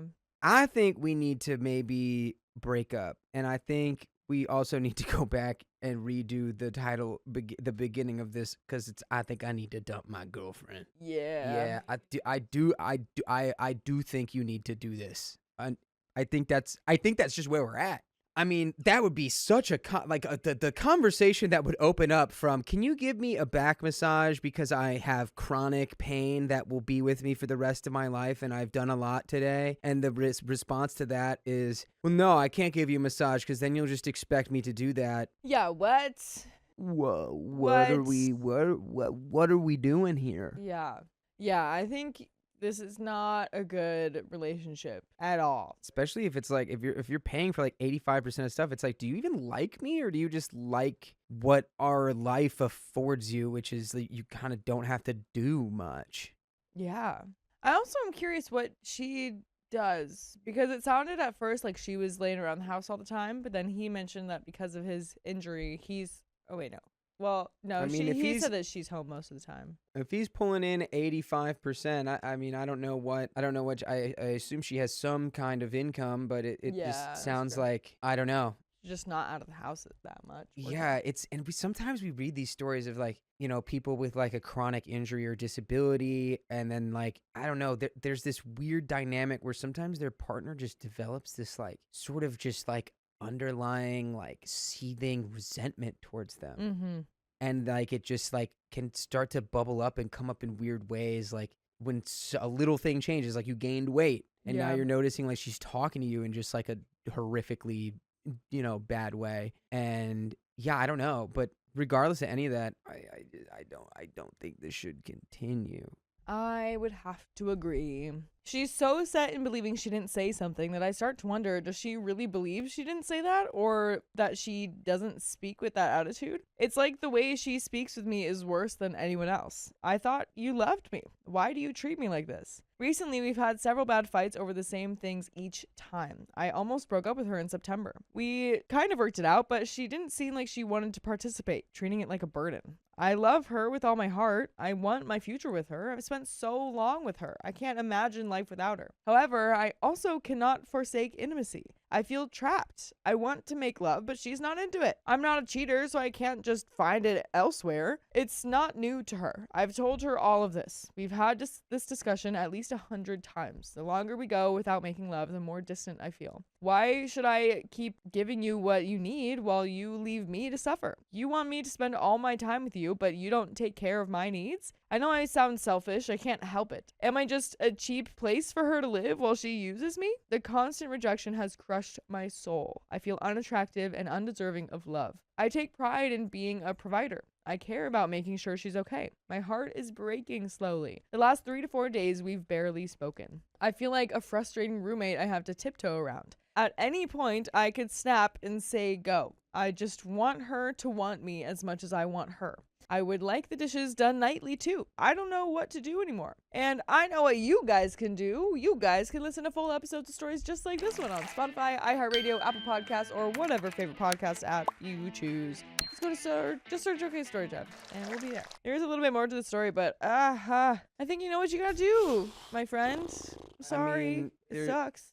Sometimes things fall apart. I think what you could do is like if you just tried to embody that you are actually not bothered. There was a comment earlier about like maybe that your desire for this intimacy is like the very thing that's like pushing her away from it. But like then it just devolves into the game of you appearing like you're actually so satisfied in your life that it's like, oh yeah, I don't even need you. I mean, but whatever, I'll keep you around. And then suddenly once you do seem, satisfied, because it almost seems like she's trying to keep you down. Like it's almost like a concerted effort to like make sure there's something that's just like crushing your self-worth. So if you can outwardly express that like, I'm actually fully fulfilled, she might come back around, but I don't think anyone wants to play that game. Yeah. And I think just based on the, like, I'm not giving you a freaking back massage because what? Then you're going to expect that of me? It's like, dude, whoa. I'm expecting to spend the rest of my life with you. Like, yeah, maybe I would expect a back massage every once in a while. Right. Like, that would be so nice. That's something that I would love to do with my partner. And, like, you won't even give me one because you think you're going to have to do, like, that logic alone, it's, like, already a giant red flag. So everything else is, like, I feel like I could see people hearing this and kind of thinking, like, or defending the girlfriend and being like, oh, well, can't like demand intimacy or whatever, but that's really not what he's doing at all. Like I think he's doing so much for her, and just in general she's not caring about him, really, not that much. Maybe with words sometimes. I'm assuming that's what it is that the care that he is getting is all with words, and not with actions. And he needs the actions to back up whatever words she's saying. I'm assuming there's words because there has to be something good that's keeping him here. I don't know. He's even talking about it's like the way that they talk is like he's telling her like, yeah, I don't like the way you're talking to me, and she just goes, I'm not even talking to you like that. That's true. He This says honestly, they haven't even talked in like 4 days. this all feels like a 90-day fiance type thing, where it's like they're like, oh, they're talking so much online, and it's like, oh, I'm so in love, blah blah blah, blah. And then they meet up, and then one person is just like, whatever. I'm just like here, just to like get the benefits from it, and they're like, what? But I'm in love with you. What? What do you mean? I met you 90 days ago, and you're not in love with me? What? That's crazy. I think at the end of the day. You know, the unknown is scary, and that's where you'd be if you left this person that you're in love with and you had this whole vision for everything, and it's just not going that way. And I think the unknown is better than this because the unknown is also the possibility that, the things can get better. Like, you can find a better, partner and situation than this. And it's not even like, I don't want to even say like you can find a better partner because then it's like, that's a toxic mentality to be like, oh, there could be always someone better out there. Better, But it's just that like this isn't it doesn't feel like a partnership at all anymore. You could just find someone that's good. You haven't done that yet. It's not a good There's partner. someone out there who'd be totally down to give you a freaking back massage after you take care of the house with a chronic injury and pain. Like, doesn't feel like there's any empathy for you there. Exactly. There's not. But there is a little bit more to the story.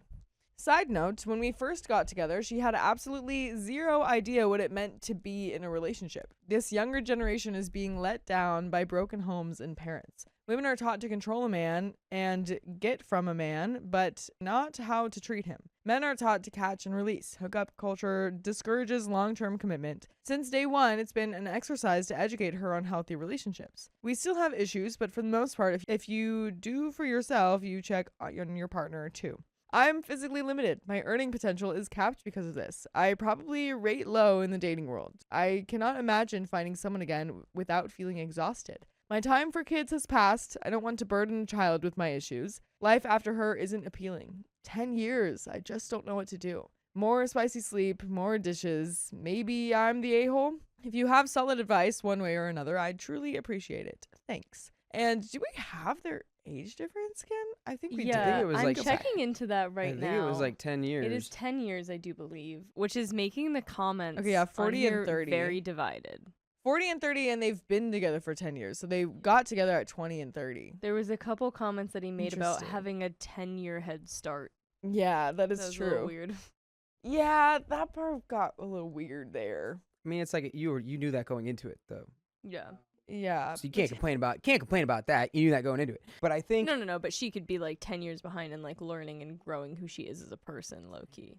Yeah, I think maybe Get out of there. I hear you, but it's just I don't even know if it matters at this point who the a-hole is. It's just a situation that's not working, and you've talked about it a lot, and it's not getting better, and it's been years. And the sunk cost fallacy is exactly that. It's a fallacy. Yeah. You don't have to are you going to do another 10 years and it's just going to continue to go down? Right. Do you see any way for this to get better? How long are you planning on living? If you think this is if you are feeling this way after 10 years and you think that it can like get better or something, or if you think you can just deal with this for the rest of your life, how long are you planning on living? Because it might be a long time for you to be dealing with this. You're only 40. Yeah, I just don't see this going. And you know what? Don't be a pessimist by yourself. There's plenty of fish swimming around in the sea. That's right. And you sound like a not a bad guy, right? Right. You know? For what we know, don't seem like it. But what we do know is that I refused to lend more money to my brother, and it made me the villain. Oh, so I'm the villain now. My brother, 32 male, lives abroad, what's her name, with his wife, 30 female. Over the past few years, I, 29 female, have lent him a total of $65,000 for various things. $25,000 for a house deposit, $25,000 for their wedding, $15,000 to pay off a loan from loan sharks. By the way, this comes from user Routine Donut 2721, and if you want to submit your own stories, go to the r/OK Storytime subreddit. I'm Dakota. I'm Angie. I'm Sophia. And we're here to give you some freaking advice, and it's going to be goofy, and it might not be the best, but it could also be really great. We don't know. We only know what we would do. Tell us what you would do in the comments. When I lent him that final $15,000, I made it explicitly clear that this was the absolute last time I would ever help him financially. Just under a year later, he's back, asking for another $15,000. He has several loan installments and believes that paying a lump sum will help reduce their current monthly expenses, with his wife covering the rest. I refused. I told him that he and his wife must be responsible for their own expenses and need to learn to live within their means. His wife got furious at me for saying this. She claims she hasn't spent a single dollar of my brother's money, which seems absurd given their lifestyle choices. I feel justified in my refusal because I believe their financial distress is largely self-inflicted due to poor decisions, like expensive rent. They choose to rent a very expensive house despite the fact that they're paying a mortgage of a smaller home they could have lived in. I believe this was a joint decision between the two of them. They had an over-the-top wedding, which I advised them to either have a small wedding or use the $25,000 I gave them as a holiday gift instead of overspending. The wife insisted on a wedding for about 200 guests, which blew through the money and likely cost even more. They went on an expensive holiday, a week-long holiday that cost about $6,000. His wife is now claiming she has to pay for it all by herself, as if that's some sort of tragedy, and seems to imply I should be footing the bill. I can't see why she wouldn't pay, as she was part of the trip. The wife has been making comments such as, "Now I have to cover the debt," which admittedly are because of my brother's choices, but I don't think she's faultless. She's also told my mom that if I don't help my brother, he'll have to file for bankruptcy and a divorce.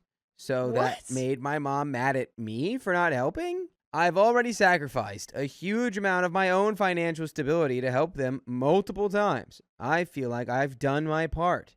Am I the a-hole for finally drawing a line in the sand and refusing this last request, even though it's causing friction with my brother, his wife, and my mom? And there are some comments. Comment 1. Dude, you don't need to explain yourself at all. I'd laugh at my sister and hang up the phone if she asked for money. Adults have to live within their means and deal with the lumps that come from not doing so. You are helping them skip the learn from their mistakes stage. I couldn't imagine giving anyone close to that money unless I was taking care of family physically incapable of helping themselves. I'd be offended they would even ask, to be quite honest. And there's an edit here. My mom did say she's willing to lend the money, but she's financially dependent on me. So that means she's basically trying to give my money that I refuse to do so. There's an update, folks, okay? Don't give them any money. Stop giving, well, maybe don't stop giving your mom money, but maybe you can be like, Mom, if you keep on giving my money to my brother, I'm not giving you any more money. He is currently over $50,000 in debt and thinks the extra $15,000 from me can help him cover some of his monthly expenses while he finds a way to make more monthly income, as he is self-employed. He is unable to move from his rented house because they've recently signed a 1-year contract. They have also signed a 1-year contract with the tenant for the house they bought. The wife said she's already helped with $20,000 over the years and can't afford to help anymore. She claims that my family has been causing inconvenience with her monthly spending and budgeting. She said they're financially independent, so she doesn't think the money I gave benefited her. She argues the house is in my brother's name only and that it is right for the man to pay for the wedding. Update 2. Sounds like two leeches in a scummy little pond. But that doesn't make any sense with what's actually happening. Like, oh, the man needs to be paying for the wedding. The man it's his house, so he should be paying for it. And it's like, yeah, he should. Why am I paying for it? Like, what? Right. I'm not the man you're marrying. The man should pay for it. I don't care where he gets the money from. Yeah. I'm an idiot. Yeah. And I just see man money. Man is money, and that's money, man. It's like, well, then why are you asking me, a female? She just meant For a money. man should pay for it.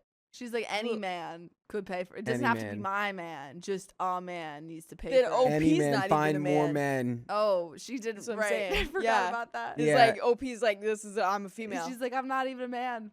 Yeah. OP's you're hot right. tamale. You got me. I forgot that OP was a woman. But we have another update here. Thank you so much for the outpouring of support and responses. I am from a Southeast Asian background, so I was completely blind when it comes to family, and perhaps stupid to have put up with the situation for as long as I did. What's interesting is that I genuinely started to feel guilty for not helping and wondered if I was actually the one in the wrong. I have officially cut ties with them. Before I did, I had one last conversation with them, which involved me having to explain my reasons for refusal. My brother's wife made one last attempt to justify their actions and said I was distorting the whole truth, causing the downfall of their marriage. So her position on rent is she believes that since they are both freelancers, they require a 3-bedroom flat so they can each have a dedicated bedroom and office. She actually called this investing and business, which I don't understand. She acknowledged that this was a joint decision between both of them, but she claims I only have the right to call my brother out, not her. There's an expensive lifestyle. She believes they've been working hard their entire lifetime to make money, and it only makes sense for them to treat themselves without feeling overstretched. By the way, you can listen to full episodes with stories just like this one on your favorite podcast platform, iHeartRadio, Spotify, Apple Podcasts, wherever you listen. Just search Ugliest Storytime. To the O Do to it. the K to the Storytime. Ooh. We've got some more bullet points here. Let's get into them. Wedding. She expected the groom's family to have paid for everything, even though from the very beginning we told them we could only give a certain amount in total to work on. She thinks that she has already contributed a lot to this marriage because she didn't get an engagement ring. My parents didn't buy her gold, and she had to use $18,000 of the guests' cash gifts to pay for the venue rather than keeping it all to herself. It's actually clear from the conversations that she sees herself as one individual separate from my brother and not family with my brother now that they're married. Thanks to all of you, I now know for certain that my feelings were misplaced, and I'm starting to feel less guilty. And that is the end of that story. My husband quit his job to help at home and never did. Tell him to get on it. We've been together for 5 years, married for nearly 2. I'm 32 female, ready to divorce my husband, 35 male. Because our visions for the future aren't aligned. I'm exhausted from having to ask for basic things that come naturally to me, and I don't know if I have the energy to fix this relationship. By the way, this comes from NoOnion436, and if you want to submit your own stories, go to the r/OKStorytime subreddit. I'm Sophia, I'm Carly. and we're here to give good advice goofily, but we don't have all the answers. We only know what we'd do. So let us know what you would do in the comments. And OP says, I know this is my perspective and there's bias no matter how hard I try to see his side, but I need outsider opinions because I know I have high expectations. For context, I work in healthcare in a high-level, high-profile position. I'm highly specialized and have worked really hard to get here. I'm the youngest person to ever hold my current position, but I'm not work-obsessed or a workaholic. It's just the nature of the job that some weeks I work 70 to 90 hours, others closer to 40 to 50. I'm on call 24/7 and sometimes spend 20 hours straight at work, though that's rare now. Outside of work, I'm lazy as heck and enjoy rotting. I work this job because I like what I do and it pays really well, but my personality doesn't revolve around it. I have hobbies outside of work. I want to quit in a year or two and start a business in a completely different field I'm passionate about. I explain this because I recognize I'm tied to my work right now. Whether I like it or not. It's caused resentment where my husband feels I work too much and don't prioritize quality time with him. I completely understand that. This is where our visions don't align. We met when I was still in school. He knew I was going to work a demanding job. He knew my passion. For F's sake, we met when I was in my last year of a dual degree program while also working 3 part-time jobs and defending a thesis. None of this is a surprise to him, but I work hard so we can be comfortable, so we can travel, so we can pay for things we want without batting an eye, so we can retire early, so his family and mine are taken care of, and so if we have kids, they'd be well provided for. But he doesn't value the same things. He doesn't feel responsible for his family financially the same way I do. His father is about to move into hospice. Who's paying for it? I don't want his mother in her 60s still working full time to worry about it. He doesn't care about affording the nicer things in life and traveling, But when shopping or planning vacations, he clearly prefers the nicer things. He doesn't have the same future planning and ambition that I do. I get he wants to spend time with me, but when I'm home, exhausted after working an extremely high-stress job,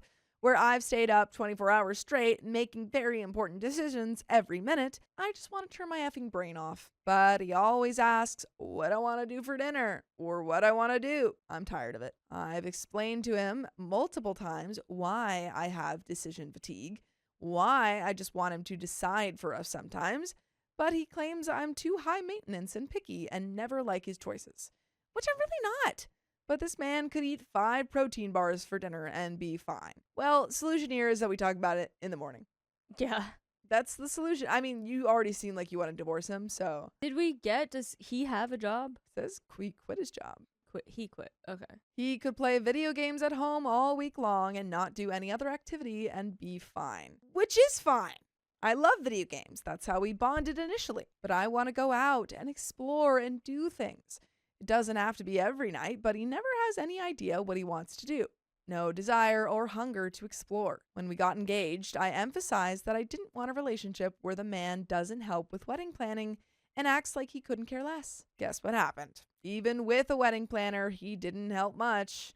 I had to make nearly all the decisions. We talked about it during the planning, and he told me he was honestly really upset that not many of his friends or family could attend. He had maybe 10% of guests, so I guess it's hard to care about an event that doesn't feel like his. It was still disappointing because it was our wedding, but I tried to move on. Before we got married, we decided together to have completely joint finances. After the wedding, I tried several times to find a financial advisor to help us manage our finances. I was super busy with work, and my husband was stressed with the amount of money we had.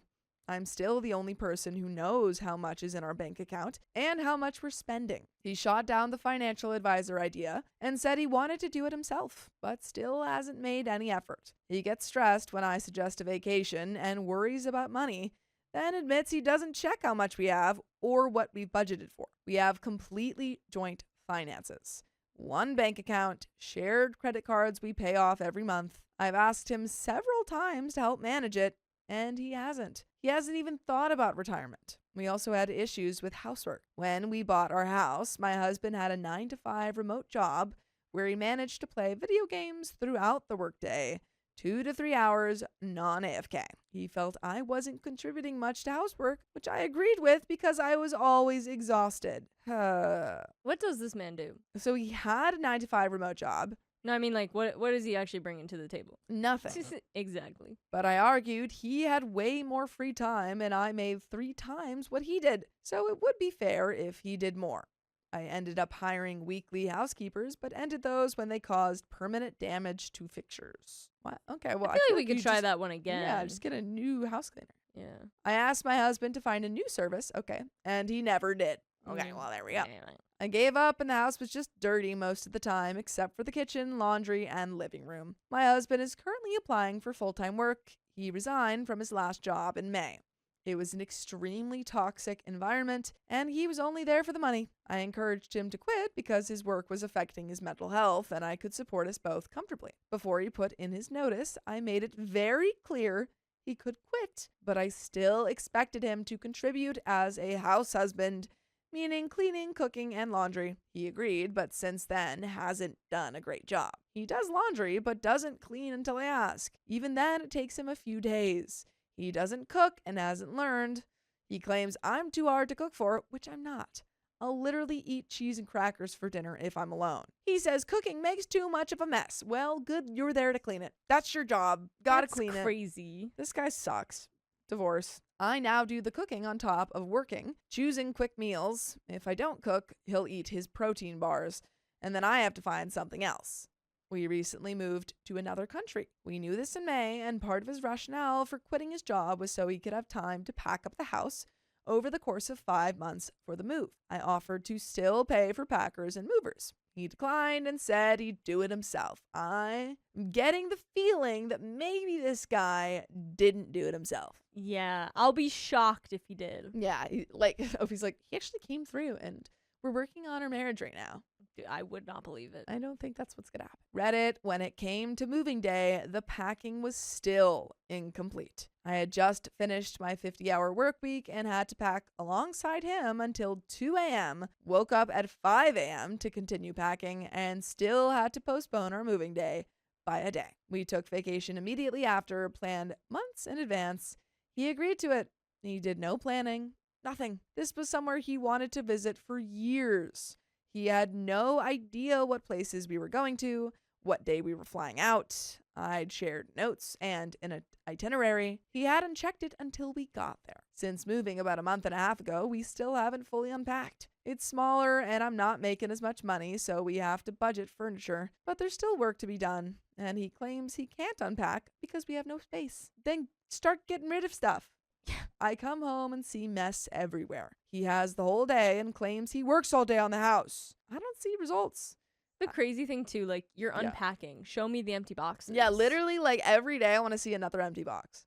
Multiple empty boxes. I know he's probably playing video games and does 2 to 4 hours of work. I'm just tired. I constantly carry the mental load and don't have the energy. My husband says he's doing work that I don't recognize, that I'm an insane workaholic.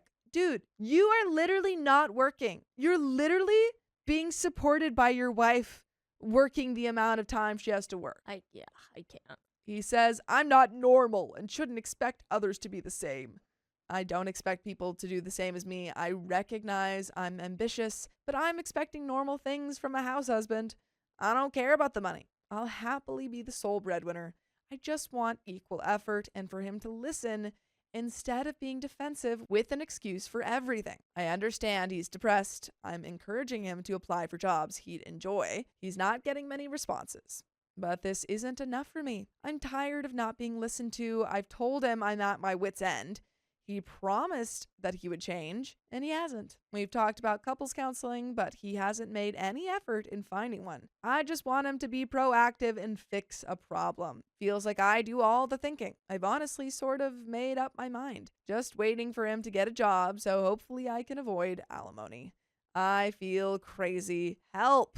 By the way, you can help us by listening to full episodes with stories just like this. Just go to Spotify, Apple Podcasts, or iHeartRadio and search up OK Storytime. There is a little bit left to this story. Any final thoughts?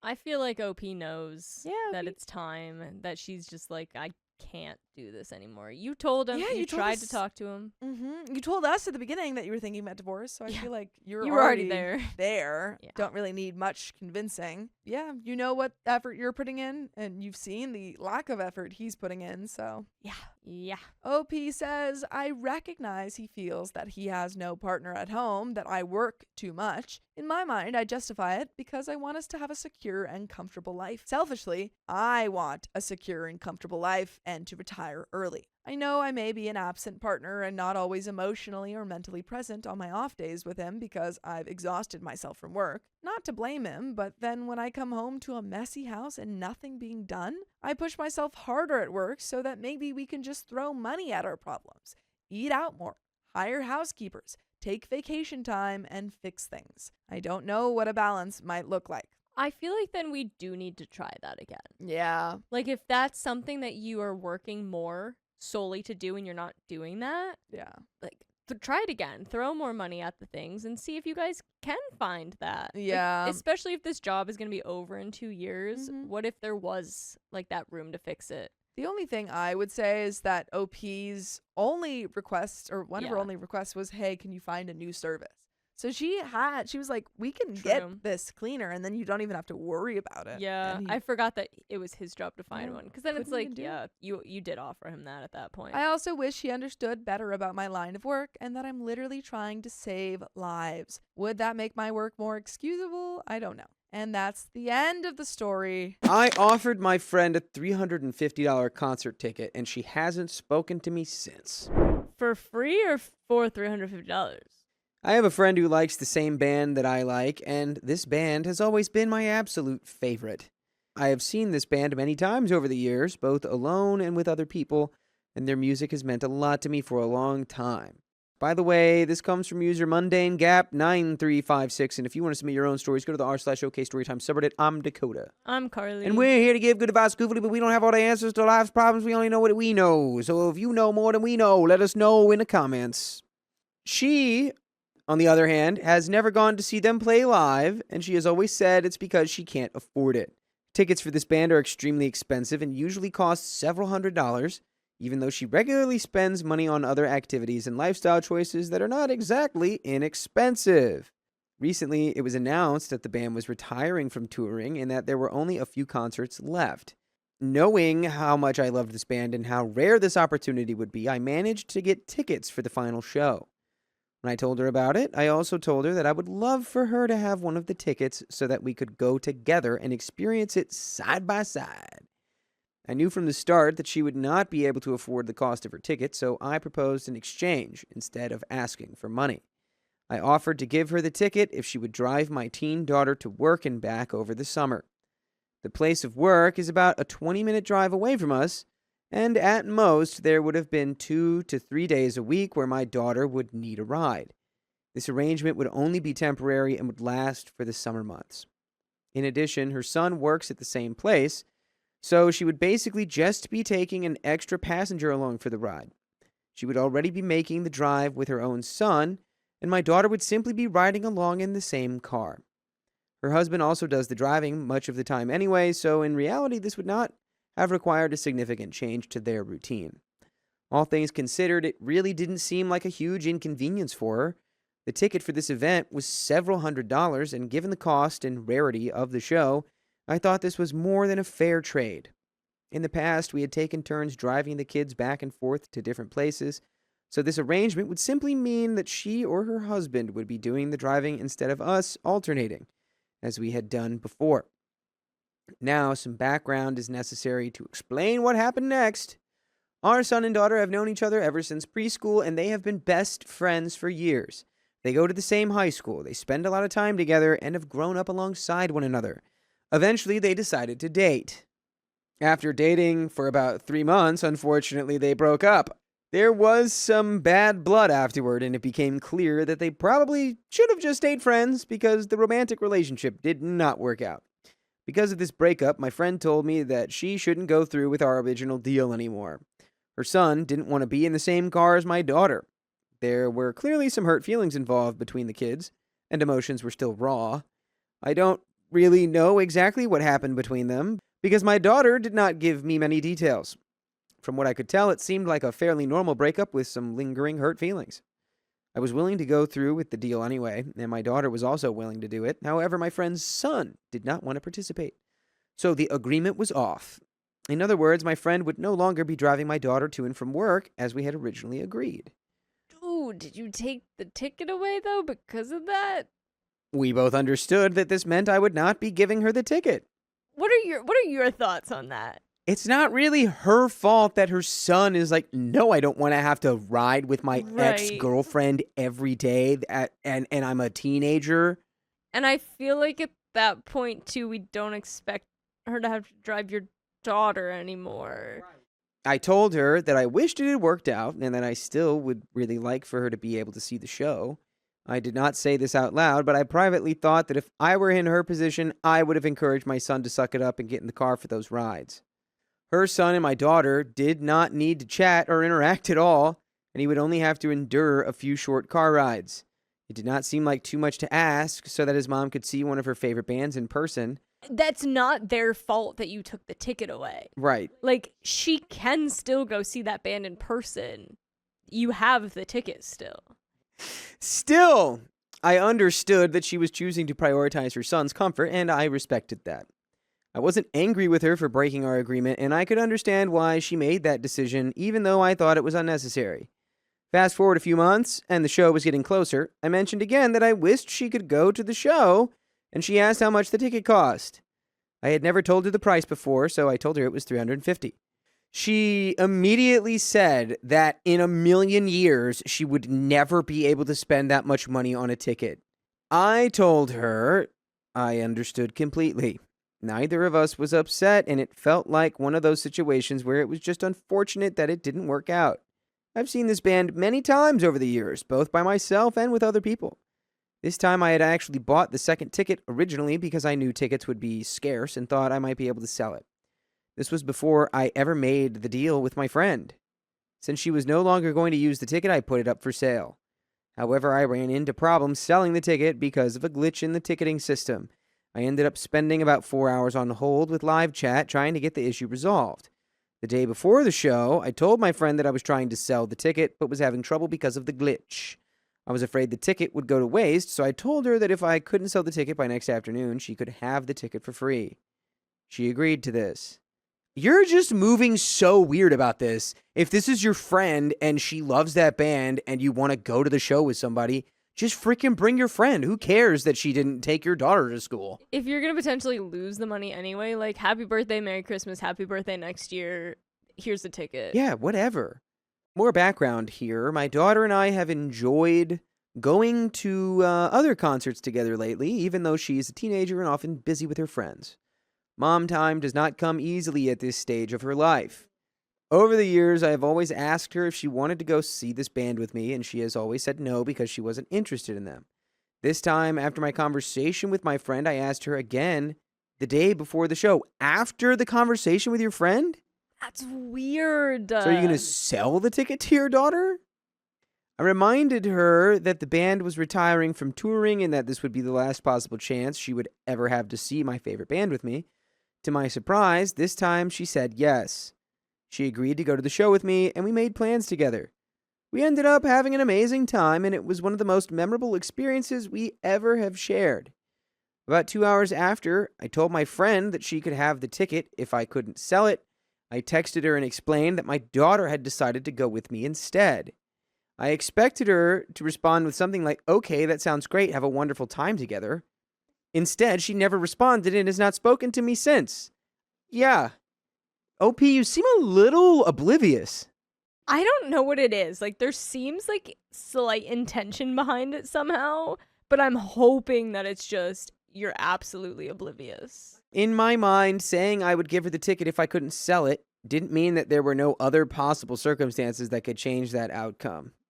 You're just self-centric, dude. That's all it is. OP continues, what I should have said more clearly was that if I could not find the ticket a home by the next afternoon, then she could have it. No, if you're going to give it to anyone for free, you should have given it to the friend for free. That would have been just as bad. You're like, by the way, you are my absolute last choice to give this ticket to. If there's literally no one else on earth I can find to take it, I guess you can have it for free. Yeah, I'd feel so disrespected. That's what this is more than anything. It's like, wow. Okay. Say no more. I never guaranteed it to her, and I never made a firm promise. You actually did do the second one. The second one you did, actually. It wasn't a guarantee because you're like, if I sell it, it's gone. But you did promise her, you're like, if I don't sell it, it's yours. And you didn't sell it. So you broke your promise. We had not made dinner plans, transportation plans, or any other arrangements. If we had kept our original deal where she drove my daughter to work, then I would have given her the ticket without question, and giving it to my daughter would not have been an option at all. That original agreement was a true exchange. This situation would have been a complete gift of a $350 ticket with no obligation involved. I did not mean to imply that selling the ticket was the only possible way someone else might end up with it. Oh, shut up. Just as I was not annoyed with her for breaking our original deal, I didn't expect her to be upset with me for not giving her an expensive ticket for free. At most, she thought she might be going to the show for about 2 hours. It was not like it was an hour before the concert and she was dressed and ready to go. It was the day before the show. If she considered this a hard and fast promise, then why does she think she has more right to be angry with me than I had to be upset with her earlier? You cannot have it both ways. And you also just completely assumed that. You have no idea if that's what she thinks. So that's the story. It has been almost 2 weeks and she did not respond to a couple of texts or a phone call. I couldn't even figure out what was wrong until I started wondering if she was actually angry about the ticket. Man, by the way, if you want to listen to stories without this really stupid OP in it, you can go to your favorite podcast platforms like iHeartRadio or Spotify or Apple Podcasts, and we have so many more stories where the OP isn't so oblivious and annoying. Some of them they are, but this one is being extra annoying, at least for me right now. but you can just search OK Storytime wherever you listen to podcasts. This is a perfect example of somebody who just refuses to accept any level of accountability for themselves. Like emotionally.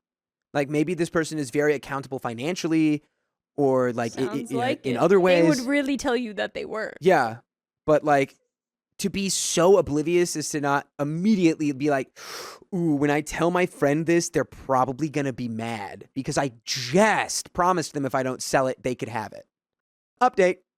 She has now not spoken to me for 1.5 years. God, time jump. And I have not seen her at all. Our kids still go to the same school and have since resumed being friends, though not close friends. Yeah, dummy, because they dated and broke up. That's going to change things forever. I still wonder if I was wrong, which is why I'm finally sharing it now.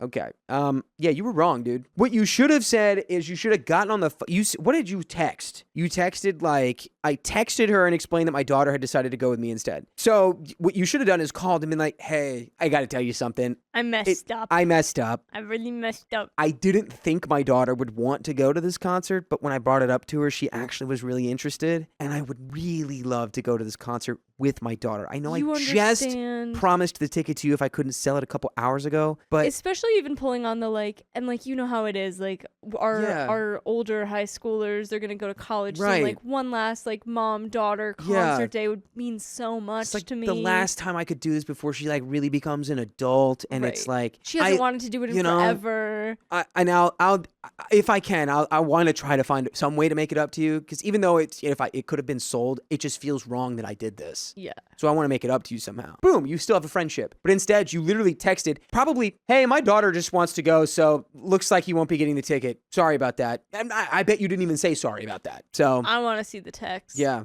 Dang. You're wrong.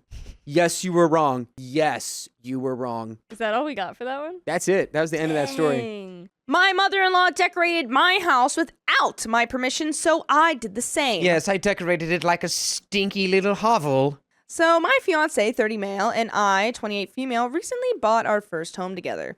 We're super excited, and while it's nothing huge or fancy, it's ours, and we've been having a blast picking out furniture and decor that reflects our personalities. The issue? His mother.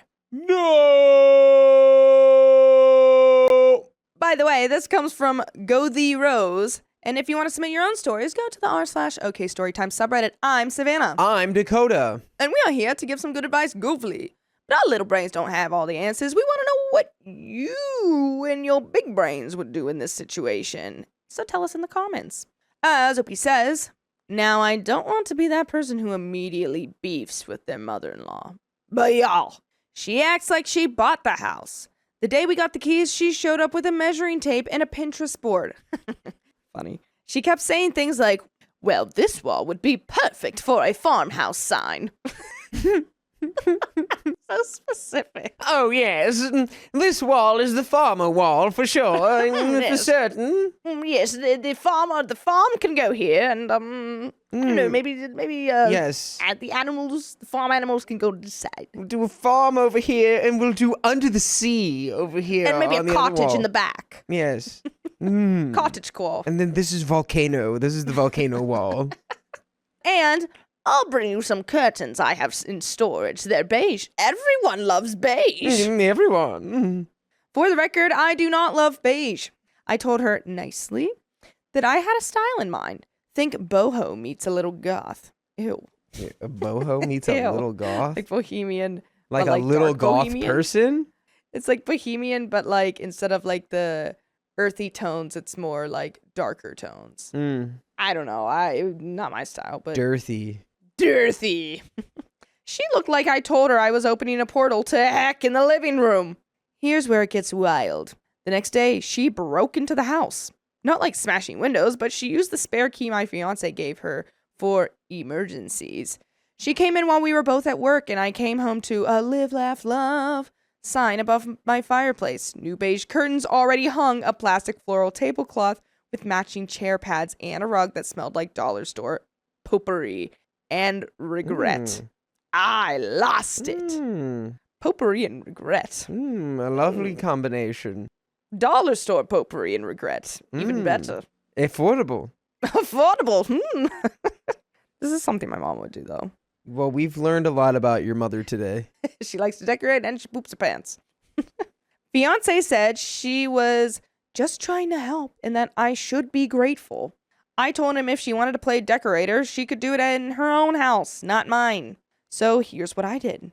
I packed up everything she brought and took a trip to the thrift store. I found the ugliest stuff I could find. A velvet clown painting, mismatched leopard print throw pillows, a green lava lamp from 1993, and a coffee table that looks like it came out of a medieval dungeon. I even threw in a giant witches only door sign. I put everything out the next time she visited. Her face was priceless. She asked, "What happened to my things?" I said, "Oh, I thought we were doing surprise decorating visits. I just got inspired." She stormed out and has been calling me disrespectful ever since. My fiancé thinks I was being extreme, but he finally admitted she crossed a line. I told him the key is getting changed, and he agreed. So, am I the a-hole for replacing my mother-in-law's decorations with thrifted monstrosities to make a point? And there are some comments. Yeah, I think you're being a little a-hole-y. I mean, some of that stuff didn't even sound like... I mean, I would like the green lava lamp from 1993, please. Right? I also thought, I was like, okay, the lava lamp, cool. I would think that's kind of cool. And a coffee table that looks like it's a medieval dungeon? How cool would that be? What is it like? How cool would that be? Like, does it have like, I would think it has spikes on it or something.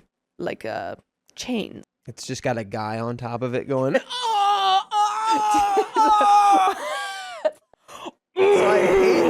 I hate that coffee table she got. There's a guy getting tormented on top of it. He just doesn't shut up. Wait. I gotta do it in here. Yeah. So good. It does sound exactly like it. I don't know. You just spent money just to like prove a point of being like, oh, look. And then what are you going to do? You're just going to like throw that stuff away after? I don't know. Like, it's not super egregious, but yeah. Like, why didn't you just actually do it how you wanted it? It feels like an escalation instead of like figuring out how to get the solution of like, all right, we just want her to stop. Yeah, it's like if and then I things just to be okay. If I just go to the extreme and do exactly what she did, but like really obviously not in agreement with anything anyone wants, I think the problem will be solved. So I think you are a little petty a-hole. But she also shouldn't just be able to walk into your apartment whenever she wants. That's crazy. Yeah, that's also just not cool. But that's also on you guys. You know how many people besides me and Keon have keys to our apartment? None. No one else can walk in. There you go. And there you have it, folks. Solved it. There are some comments. Comment number 1, not the a-hole. Play stupid games, win stupid prizes. She crossed a major boundary and broke your trust by using an emergency key to enter your home without permission to decorate. She does not deserve an emergency key again. Your reaction was petty, not extreme. Agreed. Extreme would have been calling the police to report her for breaking into your home, or getting even by decorating her home with your thrift store finds. Your fiance should appreciate that redecorating your own home was the most extreme thing you did. Comment number 2, if your husband doesn't back you 100% on the decoration of your mutual home, then you have a husband problem, more than a mother-in-law problem. Why he didn't read his mother the Riot Act immediately is a big red flag. What is the Riot Act? I'm on it. Let me see. Because, you know what? It's just crazy. No one's reading their parent the Riot Act. If you didn't read your parents the Riot Act, what are you doing? The Riot Act was passed in Great Britain to curb public disorder. Officials read a proclamation, and if the crowd does not disperse within an hour, they were guilty of a felony and could be forcefully dispersed. Yeah, okay. Huh? So they're just trying to say, like, tell your mom to get out of there. If you don't disperse within an hour, we're going to call the police. We're going to be the police. Hey, Riot Act. That is the case. I don't think you did anything wrong. I think you're just petty, but, you know, you have a reason to be. She came into your home, and that's not cool. It seems entertaining, and I think that lava lamp was cooler than you're giving it credit for. I have a lava lamp, and it's great. It's yellow, sunflowery. It's really cool. I turn it on sometimes. You can't be, like, mystified when it's, like, your partner isn't super enthused about you going out of your way to annoy his mom, which in turn will probably make her even more annoying than she already is. And then have to hear her complain about you to him. Right. It's not a mystery why he'd be like, ugh, Yeah. I'm not a fan of that. You put him in a really weird position. Comment number 3 is downvoted. I mean, she was just trying to help a young couple save some money and do something nice for you. I wouldn't have taken it so personally. I also wouldn't retaliate with ugly, cheaper decor. You are not wrong for wanting an opinion on how to decorate your home. You have a right to feel disappointed she wasn't hearing your wishes, but the response was immature. Agreed. I assume either of you can't use your words to explain to people how you feel or are afraid of confrontation. I would have to agree with that commenter. 100%. I think the way that you did it was immature, but, and then you put your husband in a weird position, but she also did, so, it's whatever. You made a kind gesture into an attack. It made her feel unappreciated. She was just excited and wanted to help her son and soon-to-be daughter-in-law. This type of behavior will only cause waves for you later. If you ever do need help, how you made her feel may dictate her future investments. That's also true. Yeah, because now you just left a bad taste in her mouth. When you could have just been like, hey, remember when I said I didn't want these? Thank you so much. I appreciate all the help, but we got this. Thanks. That could have been your response. Both parties have faults. Neither is correct. Both should apologize. You need to build on a new relationship founded on honesty and mutual respect for the sake of your husband and future family. I'd have to agree with that. I don't know why this was downvoted, but I agree 100%. Update. Here we go.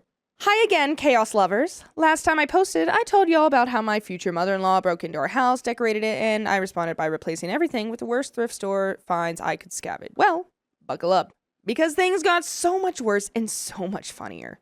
Oh boy. So after the great home decor war, my fiance, still hanging on by a thread, finally agreed to change the locks. Mother-in-law was livid and started telling people I was manipulative and tearing the family apart. Which, fine, whatever, let her talk. Just the other day, my fiance and I were hosting a little barbecue for some friends. I was inside getting drinks when I saw mother-in-law's name pop up on his phone. Again. I'll admit it, I peeked. I had reason to be suspicious. She had been blowing him up constantly and being weirdly secretive lately. And that's when I saw it. A photo. Not from mother-in-law, but to mother-in-law. Of a very familiar shirtless man. In a hotel mirror. Oh. I clicked the thread. Turns out mother-in-law wasn't just obsessing over her son's wedding, she was covering for him. The two of them had been coordinating his affair with some random woman who we will call Tessa with the Tesla. Which, by the way, barf. What? Right? What? Yeah, I was like, wait, this was just about decor in the house. And now it's about a whole family falling apart. His mom is helping him cheat on you? That's crazy. What? Yeah. Oh my God. I read that and was like, wait, we gotta get his. You need to get the lava lamp, break the lava lamp open and cover her in the lava lamp juice. Yeah, put it on her eyes. Yeah. Blind her for life. Chemical blindness. Chemically blind her. I froze. I'm sorry, just chemically blind her. Chemically blind her. You look like someone who would be able to chemically blind someone today. I do. I look like a mad scientist. Give me one chemical. Hydrogen. Not a chemical, that's an element. Clorox. Okay, I guess that's technically a chemical. It's a chemical. Ammonium. Okay. Ammonium? Ammonium? Ammonium? Ammonia. Ammonia. Ammonium. Ammonia. Sorry, not pneumonia. Ammonia. Ammonium. Yeah. It's like aluminum and ammonia. Just get ammonium. Mother-in-law had been helping him lie to me, texting him things like, I'll tell OP you're with me, and don't forget to delete your location. That's crazy. This is absurd. What is wrong with her? This is insane. What? You're condoning this and you're his mother? She clearly doesn't want him to be married to her. Wow. Like, just get a divorce. Don't help him cover up an affair. God. That's crazy. Insanity. The woman had literally been his alibi multiple times while he was off playing pretend bachelor with Tessa. I took pictures. Every single message. By the way, you can listen to every single story with full episodes just like this one. Go to Spotify, Apple Podcasts, iHeartRadio, or your favorite podcast app and just search OK Storytime. Do it! Do it! Please, Do please it! do it. What are we thinking now? I'm thinking divorce, and now she gets to decorate the house how she wants. This level of traitorous behavior deserves some sort of righteous retribution. I'm not sure exactly how I'd go about it, but I'd be wanting to take them for a ride, whatever Off it a is. cliff. I'm not sure. Take them into the back alley. No, more in like I want them to somehow be responsible for all of your debts while you somehow claim all of their assets. Legally. Yeah. I don't know how that happens, you know? Oh, now here's where it gets spicy. Uh-oh. At our next family dinner, aka the passive-aggressive Olympics, I casually connected my phone to the living room TV. I said I had some pictures from the barbecue to show, but oops, I accidentally opened a folder that was of the screenshots. Oopsie daisy. Oh. Oopsie poopsie. Complete silence. Mother-in-law dropped her wine glass. My fiance looked like he'd been hit by a bus. I just sat back and said, oops, guess I'm good at decorating and digging. Wow. Needless to say, I'm no longer engaged. Fiance tried to call me dramatic, but he's now living in his mom's beige nightmare and sleeping on her floral couch. So I think I won. Wow. So Reddit, was I still the a-hole, or was I just an interior designer of fate? Wow. Yeah. What a plot twist. Yeah, to be clear, I never really thought you were being the a-hole. It was just more like, yeah, this is going to make things probably worse over time. She's going to be more annoyed. But turns out you didn't need to worry about who you were bothering because, what? She was conspiring to ruin your relationship the whole time. Yeah. She would probably spin that to be like, I was actually trying to make your marriage better because I was getting him to get the cheating out of his system early. Because you know how that is. You know, every single man on earth is a cheater and they all cheat on you no matter what. Yeah. So I was just trying to get it out of the way early. Before you actually had the vows and, said all those lovely things about each other and, we're actually becoming one, I thought, maybe I'd do you a favor. Let him go do his little thing while you're engaged still. And then when he's ready, you guys can marry, Do a little thing. Do a little Make a little thing. Get down on the thing. Get down on the thing. Yeah. My ex-wife accused me of punishing her because I asked her to pay rent. Might be what you should have been doing all this time.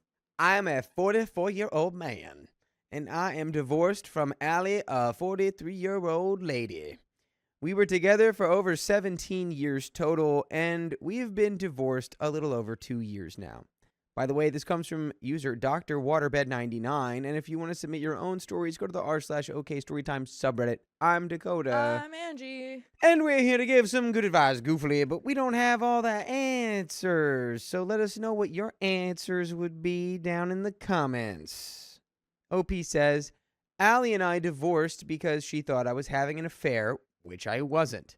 She believed I was being secretive and that staying out late meant I was seeing someone else. In reality, I was being secretive because of my job. I have always been required to protect customer information, and that was never new or unexpected. I was also staying out later because my dad was seriously sick at the same time my mom is chronically ill. I was juggling work, family, and caregiving, and life meant long days and late nights. Allie ended up hiring a private investigator to follow me, and they found nothing because there was nothing to find. I only found out because I saw the bill. As you can expect, the trust was completely gone, and the marriage did not survive it. Did I try to save it? Not hard. No, I just felt betrayal. We have 2 kids together, both teens, between 13 and 18, who we had before we were married. They attended a local school system that is truly phenomenal. Our youngest is an IEP for reading, an interplanetary exemplary performance. Oh, that's pretty cool. Galactic level intelligence. Yeah. And the level of support they get there has made a huge difference. Keeping the kids in these schools has always been a top priority for both of us, regardless of where we stood as a couple. The problem is that the area we live in is extremely expensive. I honestly do not know any single person who can afford to live here without roommates or a partner. I am sure they exist, but I just do not know them personally. Allie worked before, but she was always low income, and now she chooses not to work. We have 50-50 joint custody, and I pay a significant amount of child support. 3 months ago, the legal agreement regarding our former marital home ended. The house was originally owned by my parents, who are aging poorly due to health issues, so they transferred ownership of both that house and the one I live in to me to get it out of the way. Now here's the conflict. I want Allie to start paying rent for the home she's living in. The rent I'm asking is still below market value, but it would be more than the child support I currently pay her. If I rented it to someone else, I could honestly make a lot more. Allie and her new boyfriend, Jacoby, are expecting their first child together. They say they cannot afford to live in the area while also paying that rent. I told her as calmly as I could that I cannot afford to support an entire second family long term. Due to the court order, Allie cannot move away with the kids. If she relocates, it would have to be without them, which is obviously part of the overall issue. She talked to the kids about all of this before looping me in. I was not happy about that, but what's done is done. The kids are understandably upset, but what surprised me is that they're more upset with her. They feel like she is expecting me to continue paying for her life, her boyfriend, and her new baby. I do not even like that they are involved in this. Good. I mean, it's good they're on your side, and it's good that you're also like, why are we making the kids choose sides? Why are we doing this? Yeah, because then that probably says that she's like ranting to them about the situation, and they're just like, oh my God, Mom, stop being a baby, Mom. Yeah, even the kids are like, Mom, you gotta pay rent, bum. Yeah. Dad's not gonna just pay for you and your boyfriend to make babies. Right. Allie has been trying to find another place, but anything affordable within an hour commute is either unavailable right now or has a long wait list. She told me that if she has to move farther away, I'll need to have the kids most of the time because of school, and she will take them on weekends. I actually told her I'm fine with that because I want more time with them, what's best for them and their education. However, I also told her that if custody changes, we'll need to go back to court to reevaluate child support. After hearing that, she completely lost it. She accused me of trying to punish her, control her life, and financially destroy her while she is pregnant. From my perspective, I'm already paying child support, I have been flexible, and I am prioritizing the kids staying in their schools. I just don't think it's fair or sustainable for me to continue subsidizing my ex-wife's housing while she builds a new family. Yeah, if she's like, oh, well, we're probably going to move too far away, and then you're going to have the kids all the time, and I'll take them on the weekends. And you're like, great, so my child support's going to go down, though. Yeah. She's like, oh, you are conspiring to ruin my life. Right. Like, her fear might be going up because of pregnancy hormones or something, but it's like, I mean, girl, unfortunately, just because you're pregnant doesn't mean that he should pay for your baby that isn't even his. My baby needs these Gucci flip-flops. Yeah.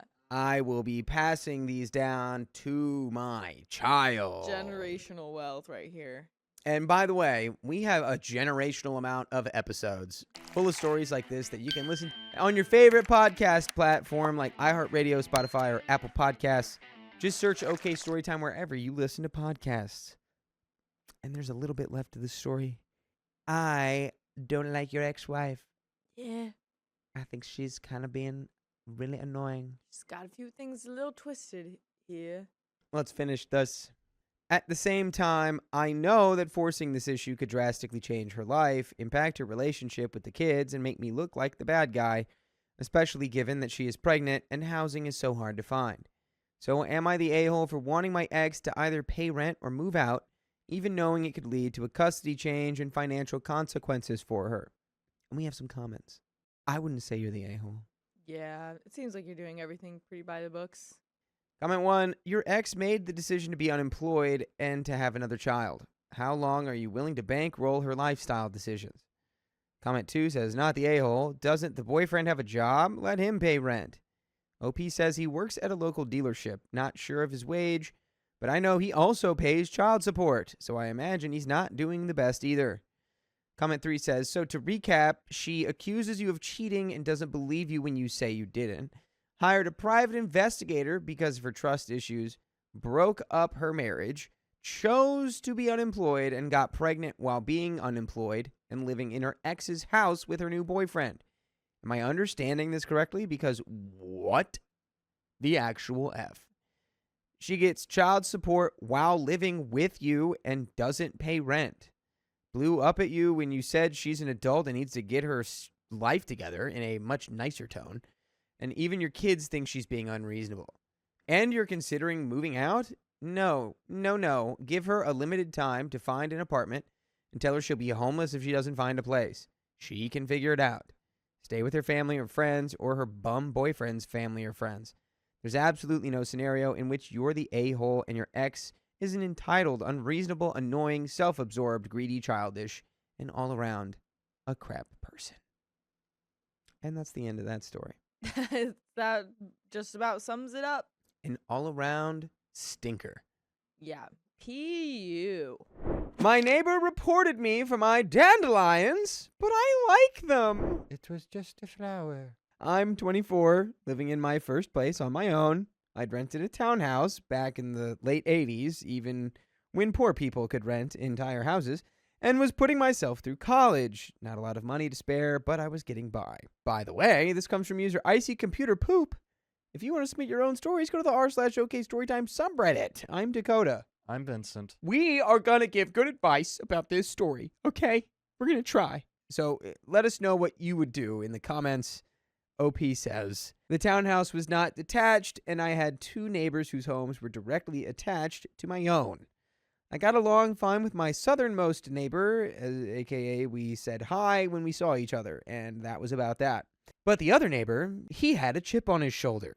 Generally rude if we bumped into each other. I would say hi or good morning, and he'd ignore me, scowl, turn away, whatever. No big deal, I just took it in stride. Being a struggling college student, I didn't have a lot of money for non-essentials. Most of the people in the neighborhood poured weed killer on their lawn every spring. I didn't do this for several reasons. Most important, I think it's a shame to poison the local water table. And while I love a nice lawn, I don't think you have to cater to grass. I prefer a more natural look. Back then, that meant regular grass, but with some crabgrass and dandelions. One day, Bob starts calling me out over my dandelions. It doesn't fit the neighborhood. Don't you have any self-respect? You bring down the tone of the neighborhood. Every time he'd see me, he'd tell me I need to pour poison on my lawn, which I explained I couldn't afford and also didn't want to do. At first, I was polite, as I wanted to be on good terms with my neighbors, but Bob started getting angrier and angrier and more unreasonable and started calling me poor white trash. I feel like both people are like they're dialing it up a little bit too much. Like pouring a little bit of weed killer is not going to poison the water table. But they want me to poison my land. Somebody poison the water hole. Somebody's pissing in the drinking water. No, dude. Come on now. Also, there's other ways you can get rid of weeds. But you know, it is also the 80s, so I'm sure most of these products were just made with like, I don't know, just like straight cancer. Sulfuric acid, Yeah. just bad. It's like we mixed gasoline, lead, and irradiated asbestos in this weed killer. They're like, it's fun. We have a new thing where it's like there's two halves and you mix it in your mouth and then spray it onto your lawn. So it's a very precise level of application. Oh, yeah. And it's called Agent Orange. Yeah. Okay. So one day I'm coming home, parking in my driveway with some friends from school in my car. And as we're getting out, Bob comes outside and shouts at the top of his lungs, "Get rid of those effing dandelions!" He looks over and now spots my friends getting out of the car, and he's clearly embarrassed.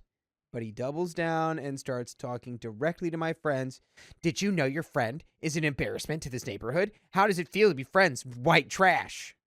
I had just about had enough of his anger by then, and I snapped back and told him to F off and mind his own business. Several days later, I got a knock on my front door. I open it up, and it's a bylaw enforcement officer.